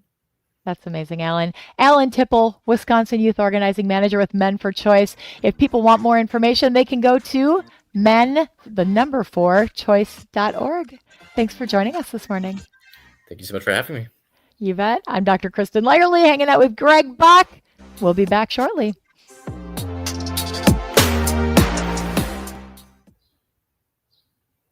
And we're out. Good work. Everyone, good work. I was doing 9 different other things, so I wasn't able to give you the proper countdown. My apologies, but it was great. You got out in time. We're good to go. Alan, thank you so much for being a part of the show today. We appreciate you. Yeah, thank you so much for having me. I will, You're awesome. Talk to you some other time. All right. Take care. Thank Thanks. you. Bye. All right. We're coming back in a little less than 3 minutes. Great. Great. Good, great, grand. Uh-huh. Okay. Ugh.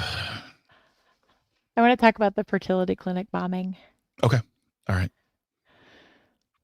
Sounds like a plan, Stan. I don't saw that and I almost dropped my phone when I saw that. Like, I looked at the headline. I was like, okay. Yeah. Like, All what right. is What is this? it? I had to double check it. Like, it's not an abortion clinic? Yeah.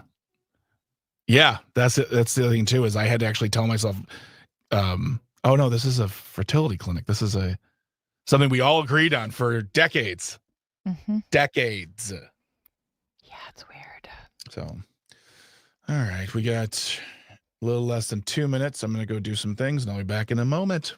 I'll be around. All right, see you in a bit, Doc. Bye. Bye.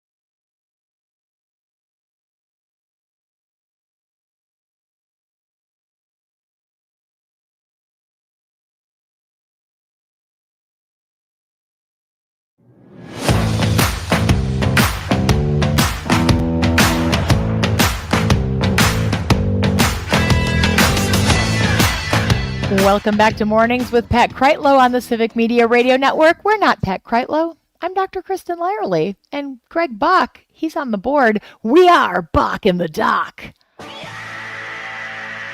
We're going to be really good at this by the time our morning is over. Well, I don't think anyone told you, Dr. Lyerly. This is my last segment with you for the morning. I know. Oh, you do know? Okay. But I'm going to see you at 9:30 because Mhm. you're going to be on Matt and Aaron Air. I know. I love hanging out with you and Jane.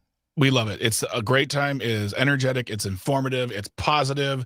In a world of wackiness, craziness, and utter meltdownery, you are a bright light in our life. Oh, thanks. You're In a welcome. world gone mad.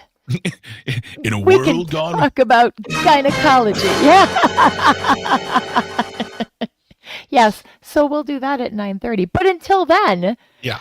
next hour, we've got more Brittany. We're talking about childcare, all the craziness that's happening with the budget. We've got some new friends from Ashland, attorney Carla Smith and Teresa Fredericks, who is the owner and manager of Treetop Development Center and Preschool. They're going to join us to talk about what's going on with childcare in Wisconsin, how the legislature has removed Governor Evers' proposal to continue funding childcare, which already is struggling, and the impact on both the providers as well as the folks who need childcare. This is a topic that is near and dear to my heart as the mom of 4 boys, but to so many of us, and so many of us with young children who have struggled to get childcare, accessible, affordable childcare in our communities. It's not easy. No. And Yeah. I don't feel like they're asking for a lot. People like Corrine Hendrickson and all the Day Without Childcare last week. They're not asking for. That's the thing, is all these groups who want help with these programs to get people like educated, to get care for children, care for elders. We're not asking for billions to get rich. We want the funding that's necessary to provide a good level of care and a good level of just a decent level of living. That's not a lot. And last time I checked, Dr. Lyerly, like most people agreed with that in Wisconsin, and a lot of our lawmakers agree too, but there are mitigating factors in Madison, and there's a $4 billion budget sitting in a bank account that we could definitely use to help fund these things, but for some reason they're like, no, bootstraps for you all.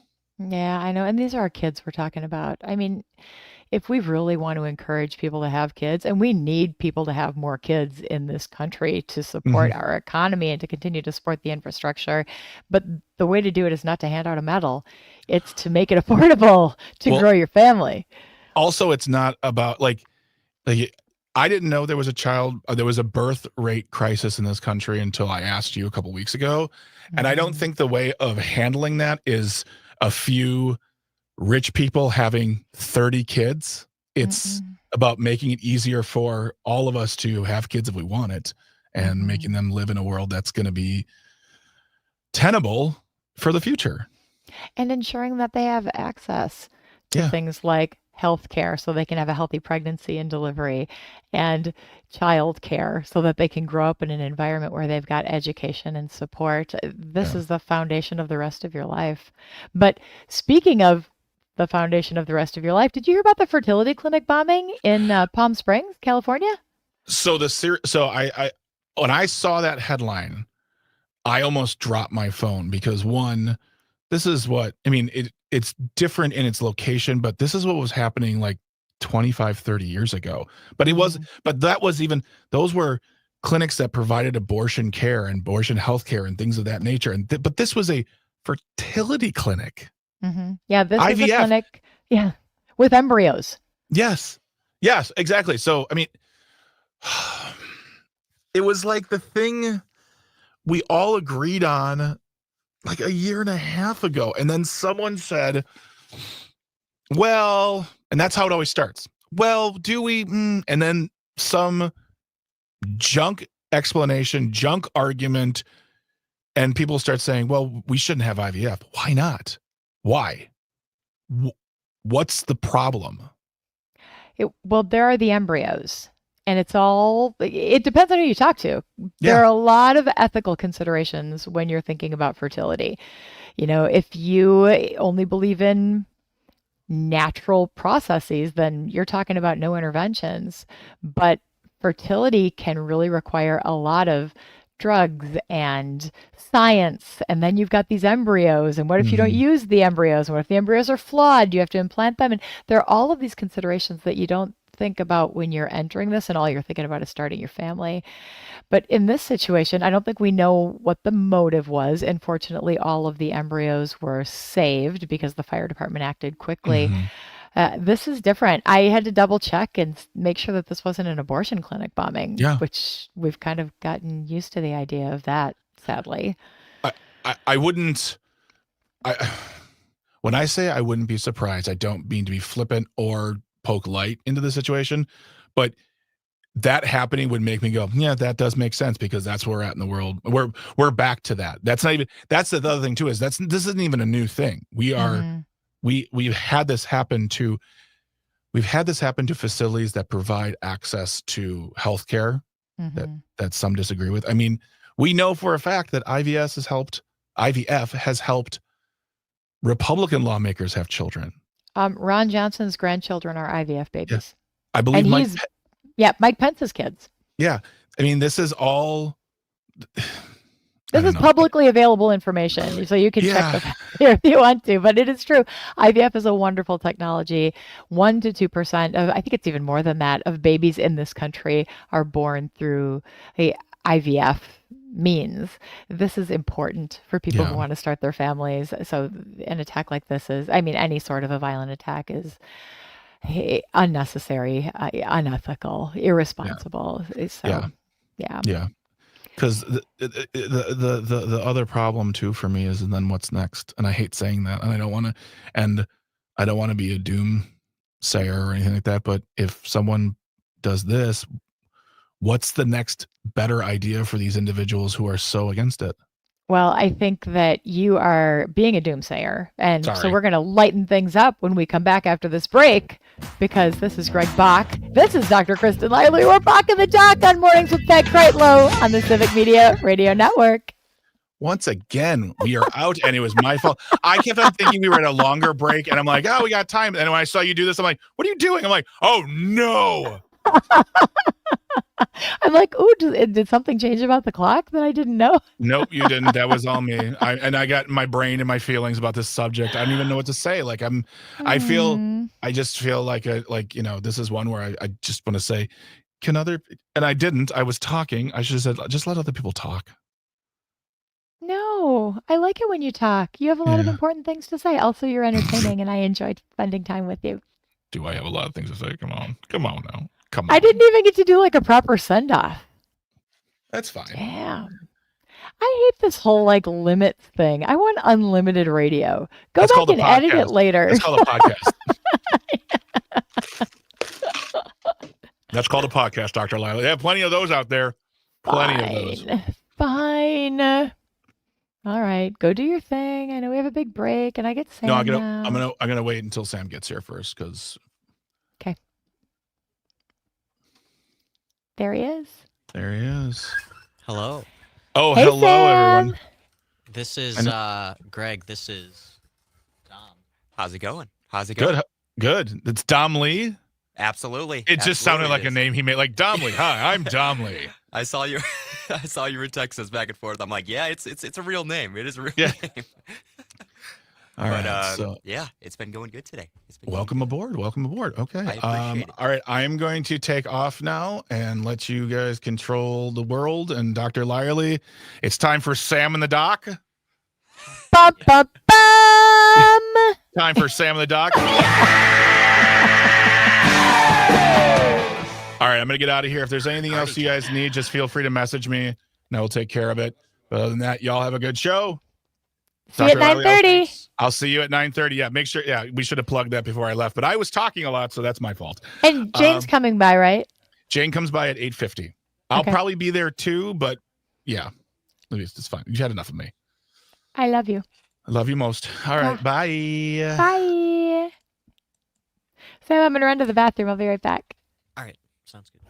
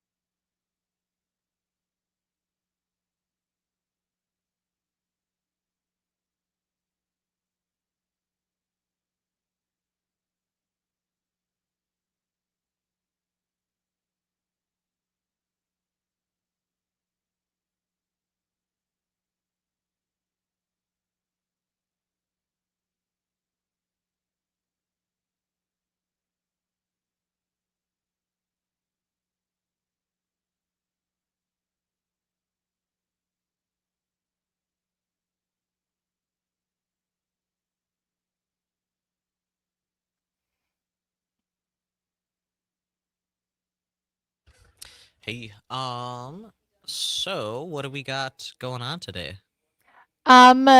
Chatting. We've got Brittany coming in. We've got some headlines. Are you interested in doing a little chatting with me?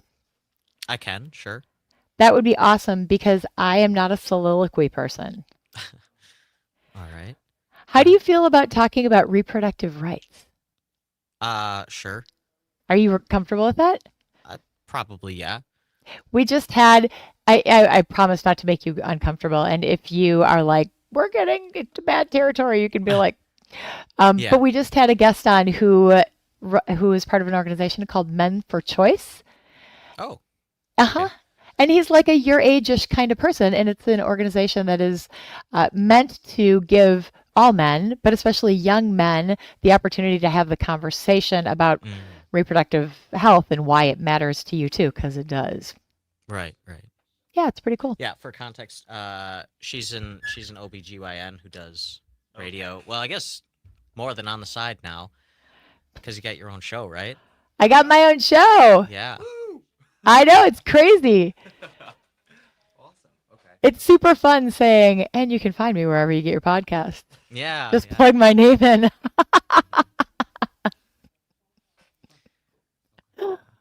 But I'm happy to answer any questions about, gynecology, healthcare, all that stuff. 40 seconds here. Do I get to acknowledge Dom? Absolutely. He can chime in Absolutely. too. Yep, I could chime in. Yeah, it'll be a dual producer day. Yeah, we can do that. Yeah. Awesome. Brittany, hello again. Hi, Sam.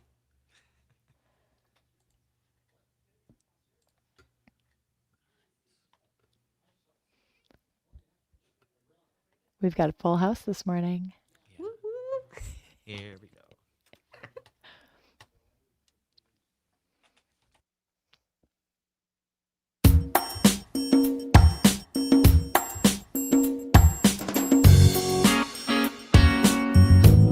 Welcome back to the third hour of Mornings with Pat Kreitlow on the Civic Media Radio Network. I'm Dr. Kristin Lyerly, here with not Greg Bach anymore. Greg had to make a quick exit, as he is known to do at this hour, so he can prepare for his show with Jane.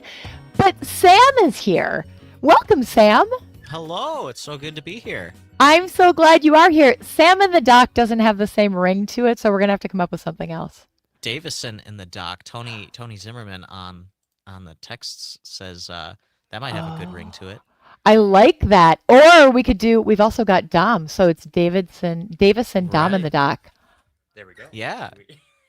That might just work. For anybody who doesn't know, I'm actually going to be leaving Civic Media. I'm so sad. Oh, in a couple what? weeks, but yeah, I may be back in the fall helping with some podcasts here and there. But Dom will be taking over for me as producer of the John and Gordy show going forward. I'll be in charge. Oh, fantastic. Well, for today, we've got Davison, Dom in the Dock, and the amazing Brittany Merlot is joining us once again. Good morning. How are Good you? morning. So well. Brittany, it is National May Ray Day. Ooh. I know, it's totally made up, but somebody made it up. And I love it because it is a celebration of sunshine.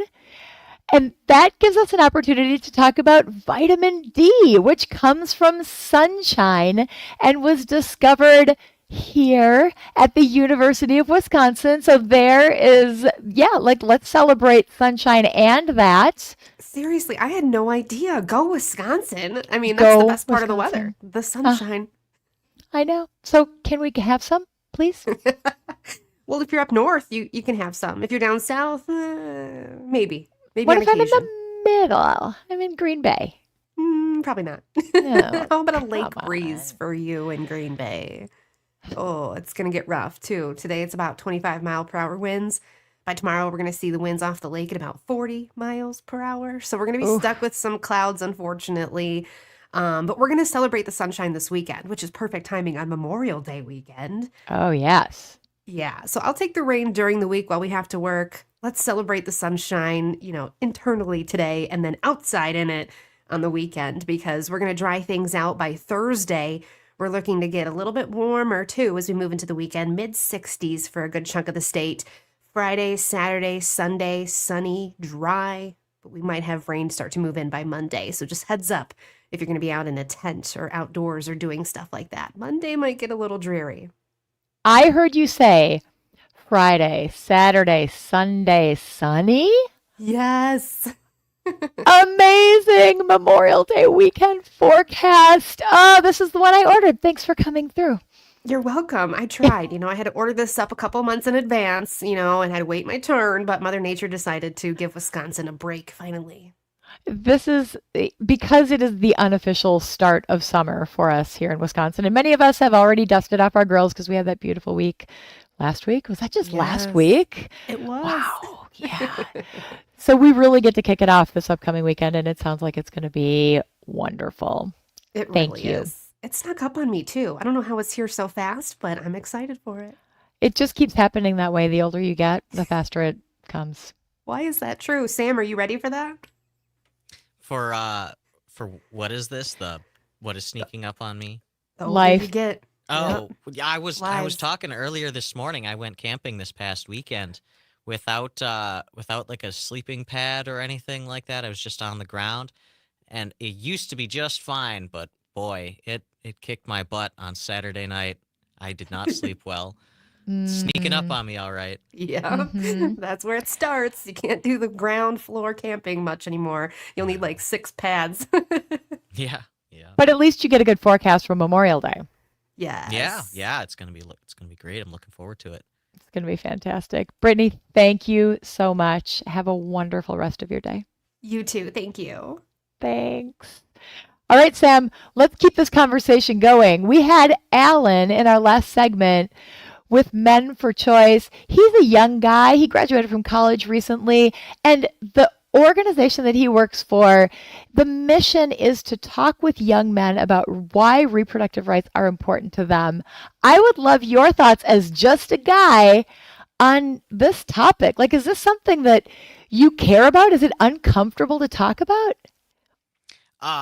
For me, no. I guess I don't talk about it a ton. Probably not as much as it should be talked about. I also somewhat think that I'm a bit of an outlier among men my age. Hopefully not, but I don't know. I feel like it is not talked about enough, openly enough, and that I don't know, men just like don't talk to women and get their Uh-huh. take on things, and I don't know, they're just misinformed and don't feel very open about things. It really kind of feels like, so I have 4 sons, age 16 to 26, and it kind of feels like guys are in a silo and girls are in a different silo. And there's not as much engagement as I remember, but I mean, obviously, memory isn't 100% accurate either. Is that your experience? I mean, is your friend group like mostly guys? I mean, all of my roommates are, and by extension, yeah, I guess mostly, but I mean, there's plenty of women in my friend group, and I don't know, where it doesn't exactly come up in conversation very often, Right. but we're quote unquote chill about it. I don't know if there's a good way to phrase it. Yeah. It's kind of hard to talk about because it's just so not part of who you are and what you do. Sure, yeah. Yeah. But I wish I was listening for your last segment when you were talking to I didn't catch his name, the guy from was it Men Alan. for Choice? Alan Mhm. from that organization. I feel like that would have been a great conversation to hear. It is a great conversation. And for our audience out there who might have missed it, if you want to listen to it, you can always catch Mornings with Pat Kreitlow it's a podcast. You can catch it on civicmedia.us and wherever you get your podcasts. So that's always fun. And if you want to learn more about Men for Choice, you can go to choice.org. They've got a great fellowship program. It's really about just coming together, teaching each other, and then going out and doing that relational organizing, which you can do with any topic. It's really just the process of talking with your friends about issues that you care about and trying to move something forward, because the world is hard right now, and it's hard to talk about some of these issues that have become really political, not just abortion, which is huge in my world as a woman and an OBGYN doctor, but, something as fundamental as the economy, which is a great question to ask you as a young person. Where are you at with all of these economic changes that are happening? Are you paying attention? Are you trying not to pay attention because you feel powerless about it? Or where's your mind at? I mean, when I'm outside of work, because I just get bombarded with it when I'm here, not gonna lie, completely tune out from most stuff. Um, I'm also, like I said, I'm living with roommates in downtown Madison, so stuff is very, very expensive. So I guess I'm conscious of definitely how much things cost. I'm not really paying attention much to the stock market, though. I don't have like a retirement fund yet or anything. I know that it is affecting plenty of people across the country quite a bit, though, and very uncertain times economically that we're living in, which is not good. Hmm. Yeah, the stock market is so reactionary. Like something comes out, a whisper or a change in a plan, and the stock market Tariffs get delayed reacts. for 90 days. Stocks rebound. Yeah. Yeah. But it takes a while for that to filter down and actually affect the cost of goods and services. And that's when it really hits home, I think, for most people. And it sounds like you too. Right. Yeah. Yeah. And later this hour, right around 8:30, we're going to welcome Carla Smith and Teresa Fredericks to talk about the cost of childcare, which is something you're probably not thinking about right now I either. can't even I know it's real tough in Wisconsin. I can't even fathom it right now. Glad I don't have a kid. Seriously, it's hard. It's people who do the childcare piece, these people who are college educated in early childhood development are making less than people who don't have a college degree and serve you food at restaurants. And we all need a living wage. But man, it's crazy to me that we we can't pay the people who are taking care of our most valuable, vulnerable people in society, children. Exactly. Children Yeah. and old people. Yes. People working on trying to cut Social Security, Medicaid, all that jazz. Mm-hmm. But kids Yeah. too. Like I like to be a kid and be conscious of this issue, which I'm sure that there are some kids like who know that their parents are like having a hard time being able to pay for their daycare. I wonder what kind of an effect that's having on like some kids. I never had to deal with something like that when I was young, thankfully. But boy, to grow up like that. Were And you a to daycare kid? sometimes for a little bit of when I was growing up, yeah. I went to before and after school every day pretty much because my parents both worked very early in the morning. Um, so similar, had to deal with it. Yeah. But as a parent, you need those things in order to be able to go to work and earn a wage. It is like if society is working and providing all those not just safeguards, but like that net to ensure that we can all be as productive and healthy as possible. That's great. Those are all those social determinants that allow us to live in a holistic way. But we're missing, it's a Swiss cheese model right now. There are so many holes in the way that we live. I remember being a young person and not having health insurance, but I didn't need it. But now that I'm older, I need it and it's expensive. And I can't imagine what it would be like to be working in a job like an early childhood or childcare provider and not being able to afford your health insurance. Right. Yeah. I've been joking with John and Gordy, the hosts that I usually produce. I had to schedule a doctor appointment on my own this week, I think for the first time. Uh-huh. And it's been at least 3 years since I went to go see a doctor. Part of the reason it's been so long is A, because I moved to Madison, B, because it's just the whole medical system is just so complicated. I'm still on my parents' insurance, thankfully. I don't have to pay for my own, but gosh, when I turn 26, I'm not looking forward to that. Yeah.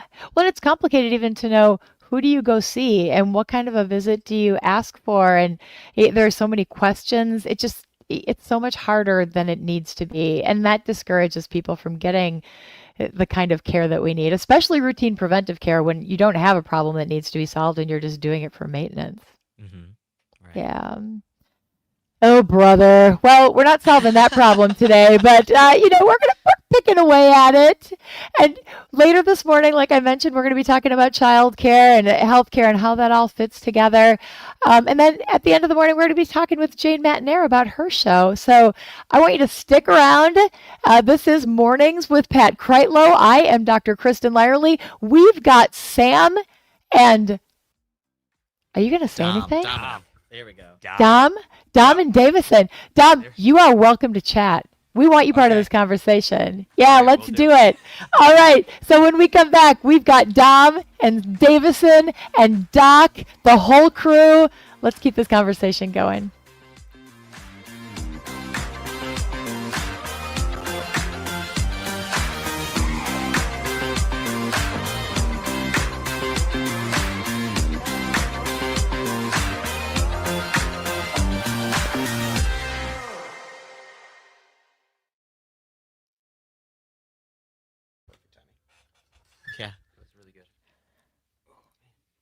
was trying to. Davison, What's that? Dom, and the Doc. I'm just like changing my notes. Yeah, I should change my name in StreamYard here. Uh-huh. Davison, Dom, and the Doc. Uh-huh. Rings off the tongue nice. I like it. Yeah. Oh, look at that. This will change up. Yeah. Are there any headlines you guys are really interested in talking about?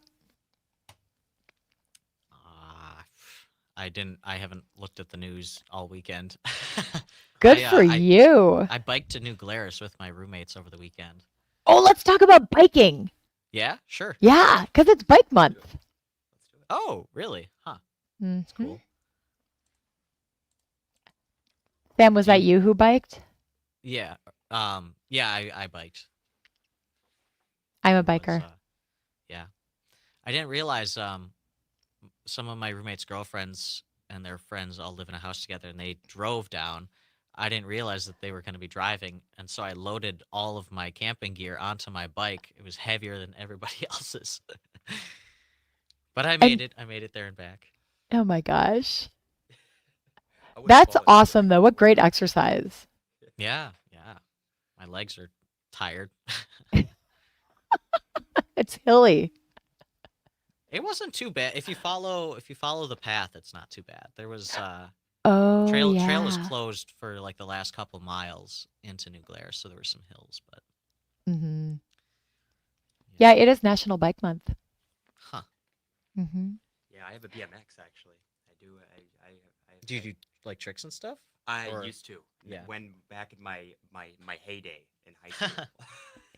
Dom, But, you're kind of quiet. Yeah, we've only got one mic between the Yeah. two of us. Oh, okay. But yeah, I used to go BMXing with my friends back in high school.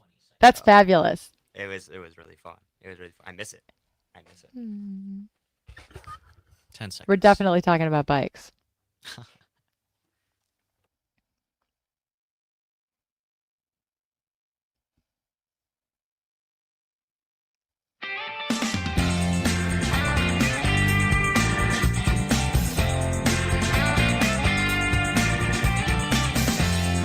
Welcome back to Mornings with Pat Kreitlow. I'm not Pat Kreitlow. I'm Dr. Kristin Lyerly, and I'm here with Sam Davison and Dom, and we're Davison, Dom, and the Doc.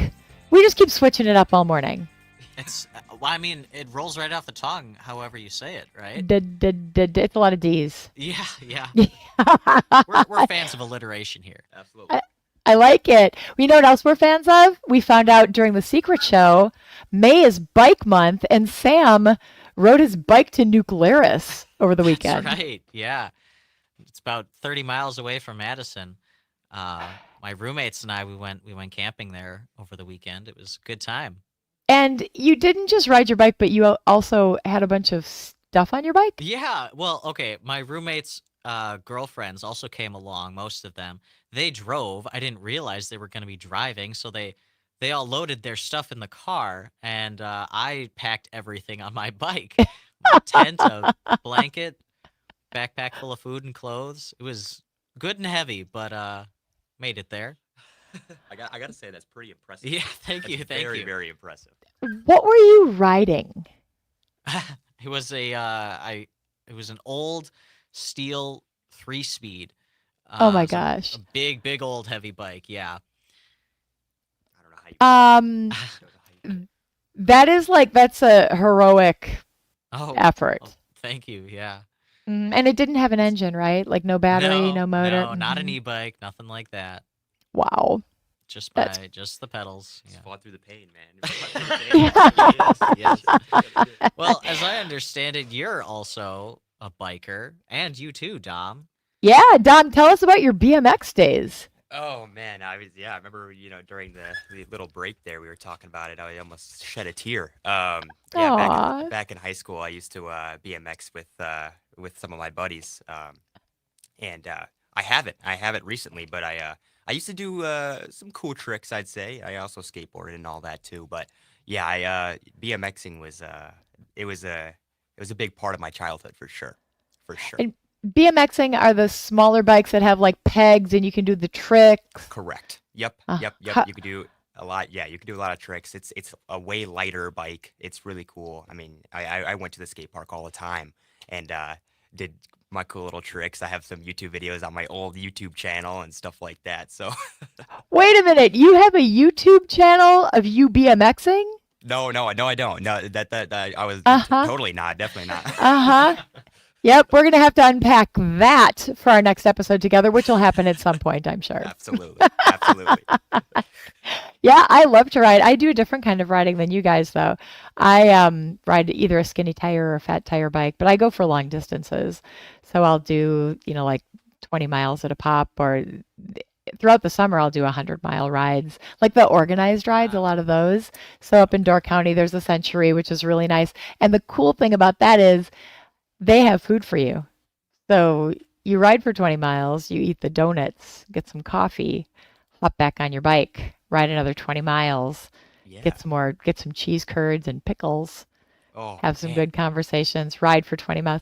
Yes, Does it's it get fun. any better than that? Does it get any better? It really is about the food. Like, I ride to eat.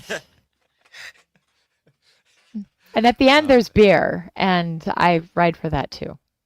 Oh man. Yeah, my roommates were joking. Our trip down to New Glarus was like the ultimate beer run.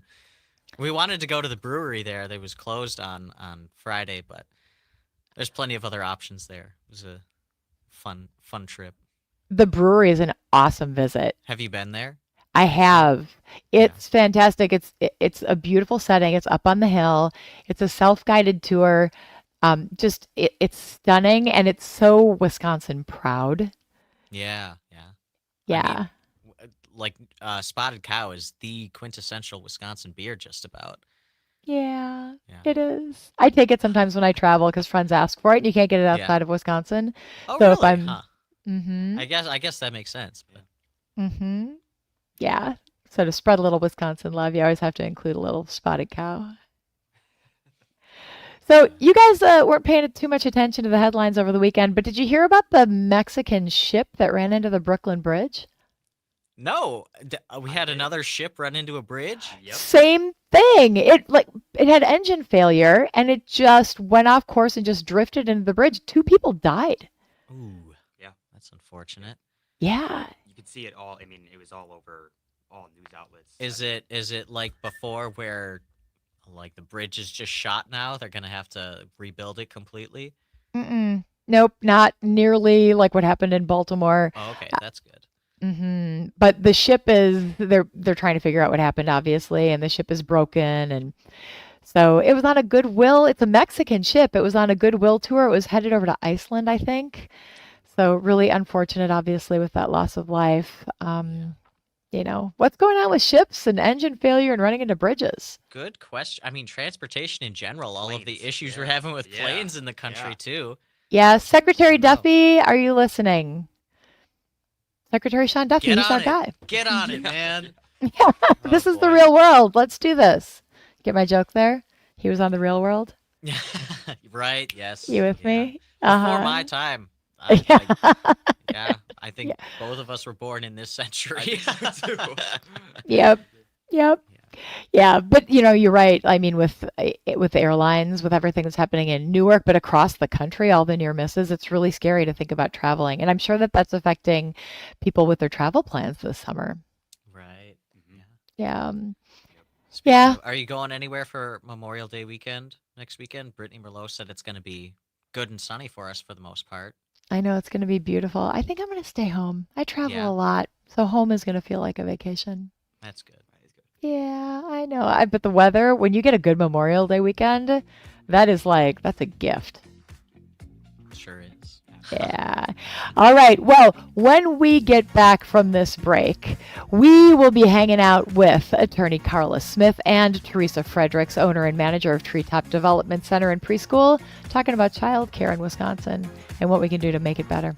This is Dr. Kristin Lyerly with the Mornings with Pat Kreitlow. I can't get used to the name change of the show. And we'll be back shortly.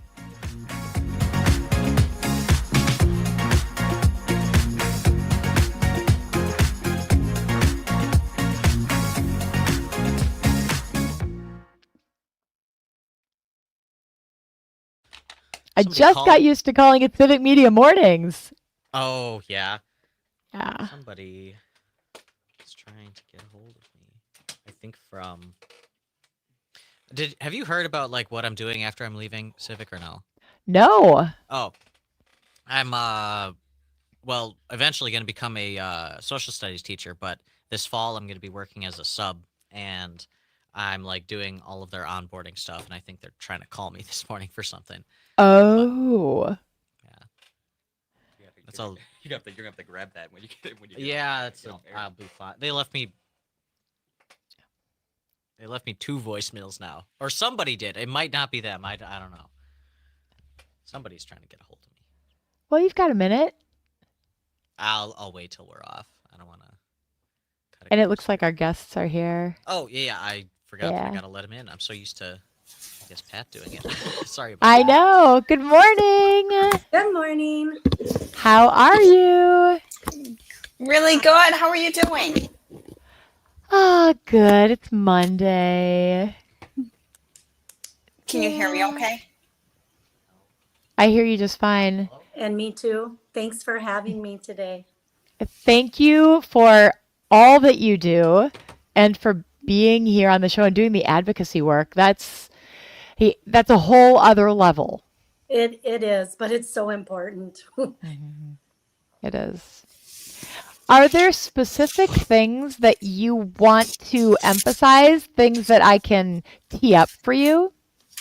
Yeah, so mostly the most important thing is the fact that we have no money. The money that we've had from the federal funds that we had since COVID are ending in July. And Governor Evers had put $480 million into the budget to stabilize that. That's to keep things where we've been, which is at $13 an hour for wages. And they had already on May 8th taken it out. The JFC has taken that out of the budget. So there's no plan for anything, or if there is a plan, they aren't sharing it. So they must not be very proud of it, or they must know it's not great. I'm not sure. They haven't been talking with us.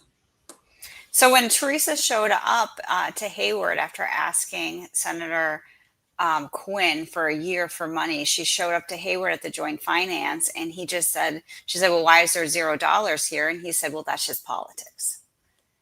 And there is something that is so absurd about that.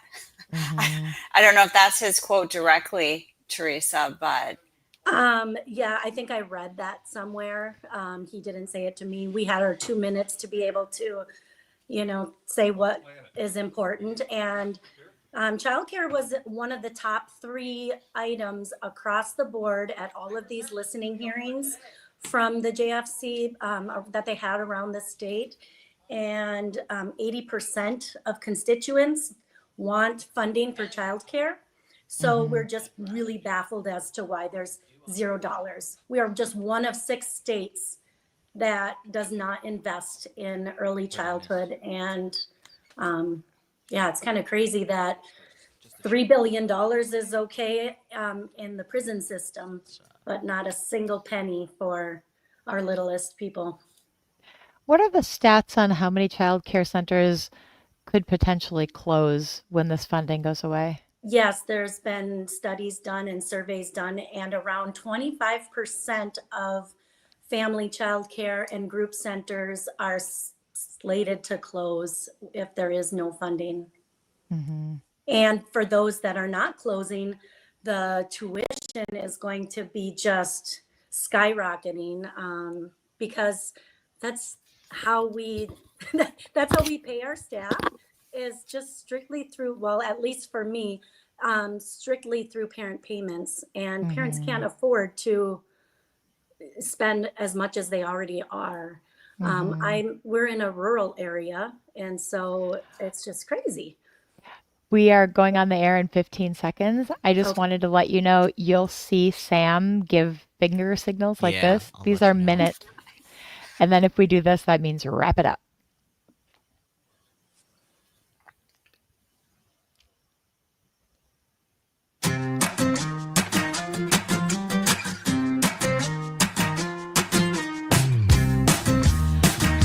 morning, and welcome back to Mornings with Pat Kreitlow on the Civic Media Radio Network. I'm Dr. Kristin Lyerly, here with Sam Davison and Dom, and we are Davison, Dom, and the Doc. We just keep changing the name of the show as it evolves. Sam? I mean, I'm good with whatever. We're all Sam's here. like, you guys talk, I'll push the buttons. Well, that's good because we have some incredible guests. So you can take a little break because we have incredible guests. We have Teresa Fredericks. She is the owner and manager of Treetop Development Center and Preschool. And we've got Carla Smith. She's an attorney in Northwestern Wisconsin. They are based in Ashland, and they're joining us this morning to talk about childcare. We all need it. I have 4 kids of my own. We had to beg, steal, and borrow to get childcare as they were growing, and things have only gotten harder. Ladies, welcome to Mornings with Pat Kreitlow. Thank you. Thank Thank you for having me. Teresa, why don't you start and just tell us, first of all, give us a little background on who you are, Sure. what you do. I think you have such an extraordinary story. This isn't just a job for you. This is who you are. It's who I am. It's kind of a legacy that I have carried on from my mom. I'm a second generation owner. She started when I was 5 months old, so I like to say I've been here forever. We just celebrated 52 years in business, and it wasn't actually my plan to do this, but I think I had to leave in order to appreciate it, and that it just was my calling. I have a degree to teach 6th through 12th grade natural science and biology. So I started helping her out when I finished my student teaching, and she was going through an expansion. And through that, I went and said, why did I not go early childhood? This is just so natural. And so since then, I've been the owner since 2010 and got my master's in early childhood education to also help support what we do here.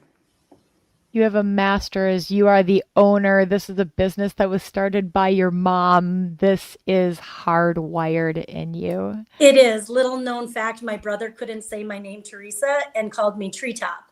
So when she was looking for a catchy name, I'm like, I guess it's just been in my destiny. Oh, wow. That's incredible.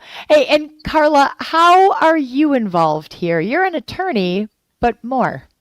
I am an attorney. I moved back. I actually grew up with Teresa, a few years younger than her. And when I came back to the area about 5 years ago, I had young children of my own. And we were looking for phenomenal childcare. And everyone in the area loves Teresa, loves Treetop. We only have a few options. And my husband was a stay-at-home dad at the time. And there comes a point where we felt like we just couldn't give him all that he needed in terms of structure, in terms of academics, in terms of social. Teresa has a large kind of outdoor program that the kids can amble through the trails. And we were looking for something, but we didn't have any options around here. And so we ended up on the wait list for several places. One of the places we got off the wait list on, but we said, no, we want to wait for a Treetop. And so we were on the wait list for probably 6 months. And then we were one of the lucky ones. Well, and you were one of the lucky ones because you had flexibility and you could start him at just 2 days a week, which is how most of my families get in because I'm licensed for 33 and I have 39 children because we have some staggered schedules. And so if you're flexible, you have a better chance of getting in. Some are on the wait list for years. And it's not just me either. Pretty much every program we have here, we just don't have enough options. I work with families every day. I work with kids in the courthouse. I work with parents. I work with small business owners. This is a significant problem in this area. I mean, these small business owners are looking for employees. I mean, they're being strangled. They are trying to find employees, and you have people like my spouse or a lot of other parents who want to be back in the workforce, who want to be productive, and they just can't do it when they have small children at home. And so to us, it's a no-brainer. For people who want to get back to the workforce, it gives them an option. People who want to stay home, that's wonderful. they can continue staying home. But the amount of financial independence it gives people, as well as how it grows the GDP, you would think that this is a bipartisan issue. And I think in most states they realize, both from the economic and the things it gives children, it's a no-brainer. It's a win-win for everybody. And even judges, and it doesn't matter if these judges are conservative, it doesn't matter if they're liberal, when you're in the courtroom arguing for the best interests of children, a lot of them at-risk homes, they want those children to be in places like Treetop, to provide for the stability and provide for a haven for these kids to have a leg up when they get to kindergarten. It's obviously it's a feel good thing. It's the right thing to do, but socially it is necessary. And economically, I love that you brought that up, Carla, because this is a huge economic driver that allows people to participate in the workforce. And that's not a new thing. Teresa, what have you seen over time? You've been doing this a long time. Has this always been an issue? Are we at a certain flashpoint in time? Why is it a crisis now? It actually isn't a crisis now. It has been a problem. Back in 2013 they've done some studies, and they've monitored the market of how many childcare providers have been out there, and it has been a decline since 2010. And if you look at the charts, it started to be stabilized when COVID happened. And that was because we got the funding.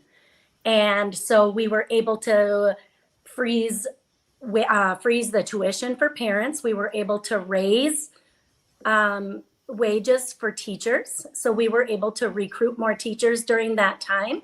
And then if you look again, some programs closed when our funds got cut in half. And then again, when they got cut again. So we know that this has always been an issue. How can you be stabilized if your payments are only coming from the parents? We need public investment in order for this to work. You mentioned earlier that the average wage for these college-educated early childhood specialists is $13 an hour. That's with the funds. Prior to this, it was $10. So we're fighting for that $13 just to stabilize. And then we have more work to do, because obviously it's very important work. Birth to 5, 90% of the brain development happens during this time. Why would we not invest in that? It's best for our economy. The return of rate for every dollar spent is something like 7 to 17. So the younger the child, the more return of investment you have.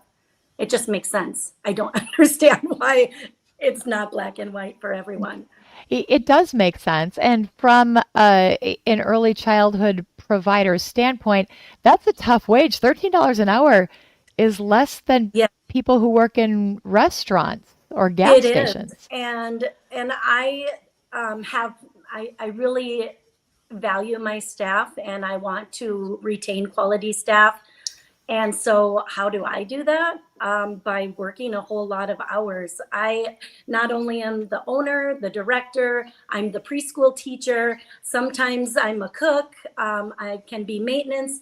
And so that's a wage, like that preschool teacher wage is something I don't have to spend. So I can pay my other teachers more, but it's not right. And that's not sustainable either. It's not sustainable from a provider standpoint, and it's not sustainable from an access standpoint for parents either. No. Carla, can you speak to that as a parent? I'm the mom of 4 kids. I have definitely struggled to pay for childcare, but my kids are older now. What are you seeing? Well, it's incredible. So Teresa is a godsend. I mean, honestly, I would go into when I dropped my son off, and she would have a baby strapped to her back. She'd be cooking, lunch. She'd be dealing with, teaching other kids. And the kids, as a parent, I drop off my kids at elementary school every day. And when I walk through those halls and I see the kids that went through Treetop, it's incredible to see the skills they have. I mean, they're structured. They are academically advanced. I mean, it's incredible what she get in her program. And my daughter's first grade teacher, one of the best teachers I've ever seen, and she actually taught at Treetop while she was in college. Just a phenomenal human being. And as a parent, it's hard. I mean, it's hard when you are struggling with the demands of everything. I have 2 children, and to try to afford childcare on top of trying to get them academically ready for school, it's essential to have these childhood education centers like Teresa does.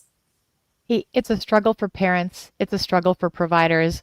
Governor Evers has called this the year of the child. He put $480 million into his budget to sustain us where we're at now, which is still a struggle.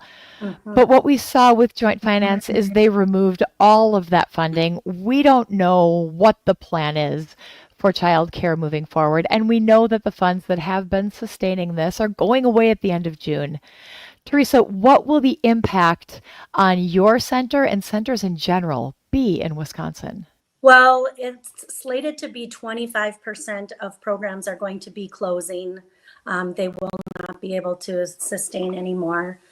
For my program, I will have to raise my rates, and I've already notified my families. It will be upward of $20 to $25 per child per week. Now, I know in bigger cities, it's more. We're rural, so it tends to be a little less than more urban areas. But, they know that, they advocate right with me, and all we can do is let our legislators know that this is important. It's important for our economy. It's important for the children, and so that parents can work. Carla, we've got about a minute left. What do you see as the impact on our communities as a parent and a community leader? Well, it was fun because for Treetop, we had a little get together, a protest last week, and you had parents out there, I mean, both Republicans and Democrats, both conservatives and liberals, saying this is such an essential, and I love the word investment that Teresa uses, because this investment pays off in dividends. I mean, exactly what you said, Dr. Lyerly, is it's a good feel thing to do, but it's an investment in our future for our communities, our parents, our teachers, our businesses. And in a small community like Ashland, these are your neighbors. These aren't just random people off the street.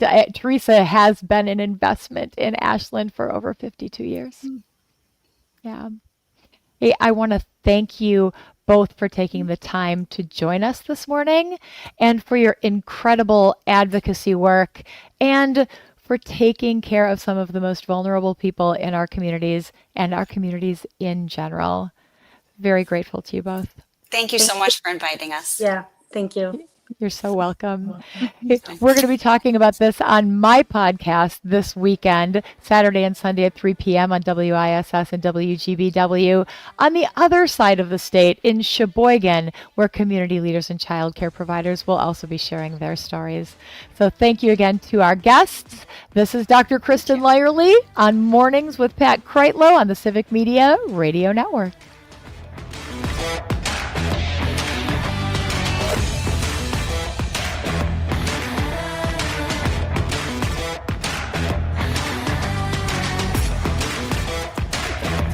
Thank you. You're awesome.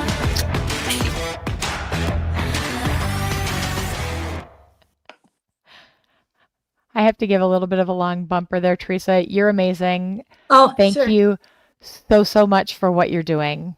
Thank you. Thank you. It's important. And sometimes being in Ashland, it seems like we're not as fluid. We're stuck up here with not a lot of support. And I have to say my weekend advocacy group, they make sure that everyone around the state is heard. So it's been good. Let's keep it up. Keep banging the drum. Thank you. Take care. Bye.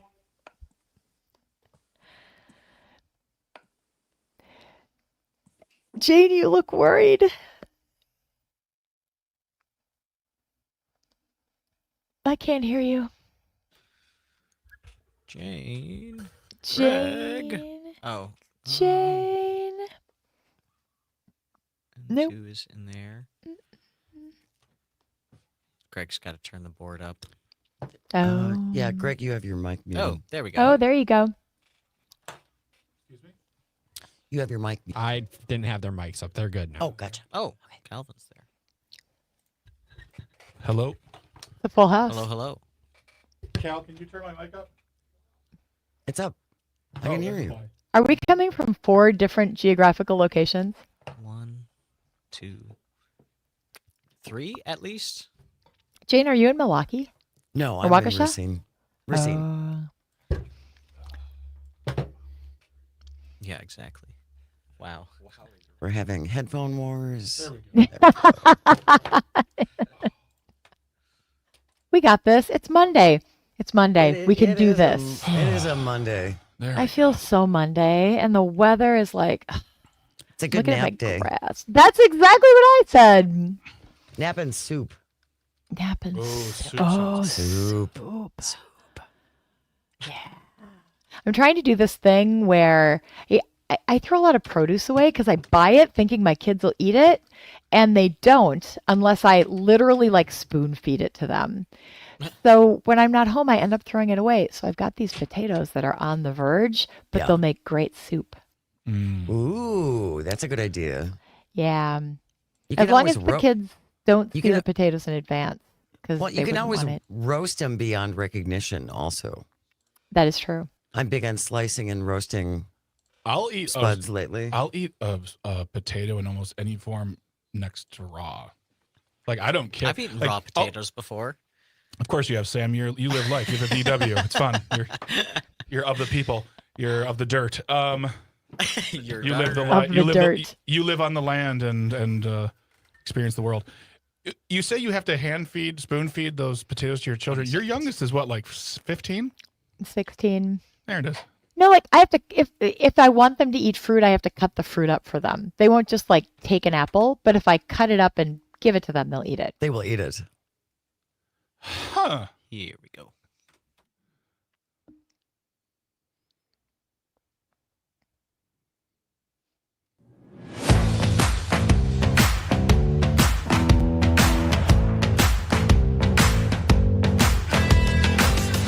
Welcome back to Mornings with Pat Kreitlow, but actually it's me, Dr. Kristin Lyerly, and we've got Sam Davison and Dom, and Greg is back, and Jane.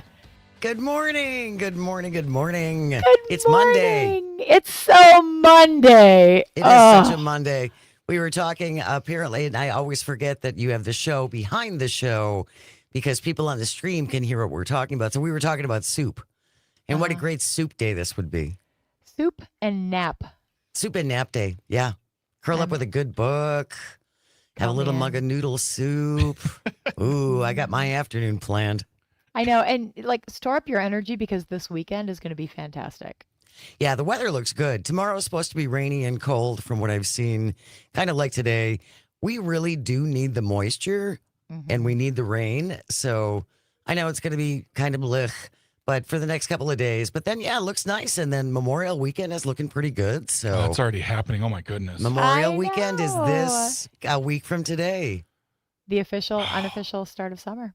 Yeah, Let's exactly. go. I Woo, think people are woo. ready. Yeah, Oh, definitely. I'm so ready. Are you going anywhere? Any big summer trips planned? We will be taking our vacation at the end of the summer, which we always do. And And where we do you norm- go? We normally go to London for a couple of days. My husband is English. Oh, aren't you So- fancy? No, yes. Well, we'll spend a couple of days in London and meet with Charles, because that's what we Will always you do. have a spot of tea? No, we will not tea. Oh, Even my husband doesn't drink tea when we're there. yeah, tea is fine. It's just hot brown water. Yeah, it's no. But yeah, so we'll knock around London for a couple of days, and then we'll probably spend a little time in Portugal.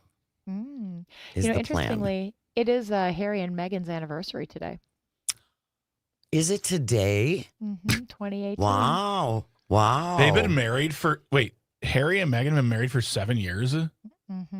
That's hard to believe. I would if you would ask me, I was like 2. I don't. It just Time seems like flies. whatever. Wow. Yeah, they've been all over the news lately. I wish people would leave them alone. Yeah, they seem like they really want to be left alone. Well, I don't Well- know, but then they keep putting out Netflix shows. It's like, make up your mind. Either you want to be in the public eye and open to criticism, or you don't. Yeah. So How do you do that? Growing up in the public eye, you never have a chance to be like just a regular person because there are all of those external influences that are shaping and molding and telling you who you're supposed to be. Well, I mean, let's also throw away the phrase normal person when it's attached to the royals. They're not normal people. They're not raised to be normal. They're raised to be different. They're above. They're chosen. well, I think Diana really tried really hard Yeah. for Harry and William, the old one. Yes, Harry and Bill. Harry and Bill. I think she tried really hard Yeah. with them, though, to expose them to regular life and expose them to people who didn't have as much. Mm-hmm. And I would like to think they took some of that with them. William's in the middle of it, so I don't know. Yeah. But I mean, Meghan is a regular person. She is. So maybe there's that. Maybe that's how Harry ended up with Meghan and they ended up leaving the royal family. But I think Meghan still wants to be in the public eye. Yeah. I mean, definitely do. I do. She's as regular as a celebrity can be regular compared to a royal. I mean, it's not a prince situation where he just saw some lady in the crowd and said, "I shall marry you for I love you. I shall renounce everything I have and give it all away for you. Dang you, grandmother." This is what happens when Greg gets enough sleep. Yeah. Someone say, "Hey, Greg, just don't take a nap. Stop today. Just- stop wearing your CPAP. Do us all a favor. Thanks. My God. Hey, what are we going to talk about on the show today, Jane? We are going to talk. We're going to start off with tariff. Walmart is supposed to just eat the tariffs. Did you know that? Yeah. The president over the weekend, at least in my estimation, has acknowledged that companies and American consumers are the ones who pay the tariffs, as opposed to all of the months leading up to the presidential election when he said, tariffs the most beautiful word and only other countries pay them. Yeah, no, he pretty much said it over the weekend. Our companies pay the tariffs. We pay the tariffs. So we're going to start off with a little bit of that, and then we're going to talk about the GOP Wisconsin convention that was over the weekend. Oh, yeah. We didn't get into that, but they made some big decisions. They're very much in support of the 1849 abortion ban. Of course. Which shouldn't be a big surprise. Yeah. I also saw some reporting over the weekend that Tim Michaels was there. Where? What? He's in Wisconsin? That He was guy? at the GOP convention. So Why? Is he going to maybe- run again? I don't know. He Bored? I think he's bored. Yeah. I think these really wealthy white business guys like Eric Hovde, it's like, yeah, I've done all this and I'm successful in business. What do I want to? I think I'd like to be a senator. I think I'd like to be governor. Wouldn't that be fun? I think I'd be good at that. Give me. It Give should me be that. mine. It's it mine. It should be mine. Yeah. Again, I just know that he was there. I don't know what the discussion was, but we're going to kick that around a little bit. We are going to spend a little bit of time just talking about former President Biden's cancer diagnosis, and also some more terrible weather over the weekend in Kentucky and Missouri that just got creamed from tornadoes. So we're going to talk a little bit about that, and also the cuts that have been made to the National Weather Service and also FEMA. The head of FEMA actually testified before Congress and said getting rid of FEMA would be a really bad idea. So the next day they fired him. Yeah. Yeah, well, this is just a pattern that we've seen over and over again. Yeah. But it sounds like a wonderful show, and I'm going to join you for a little bit of it. Super looking Yes, forward you're going to be here that. at 9:30. Looking forward to it. And Pam Yes. Yankee at 10. And the fabulous Farm Babe will be here after 10 o'clock too. So stick around for that. She's so good. She's Thank great. you, Jane, Greg, Dom, Davison. It's in my head. Thank you to my son Abe, to Alan Tippler from Men for Choice, Teresa Fredericks from Treetop, Carla Smith up in Ashland. It's been so fun this morning. Thank you all for hanging Great out with having you. us. Yeah. All right. Tune in tomorrow morning. Pat's going to be back on Mornings with Pat Kreitlow on the Civic Media Radio Network.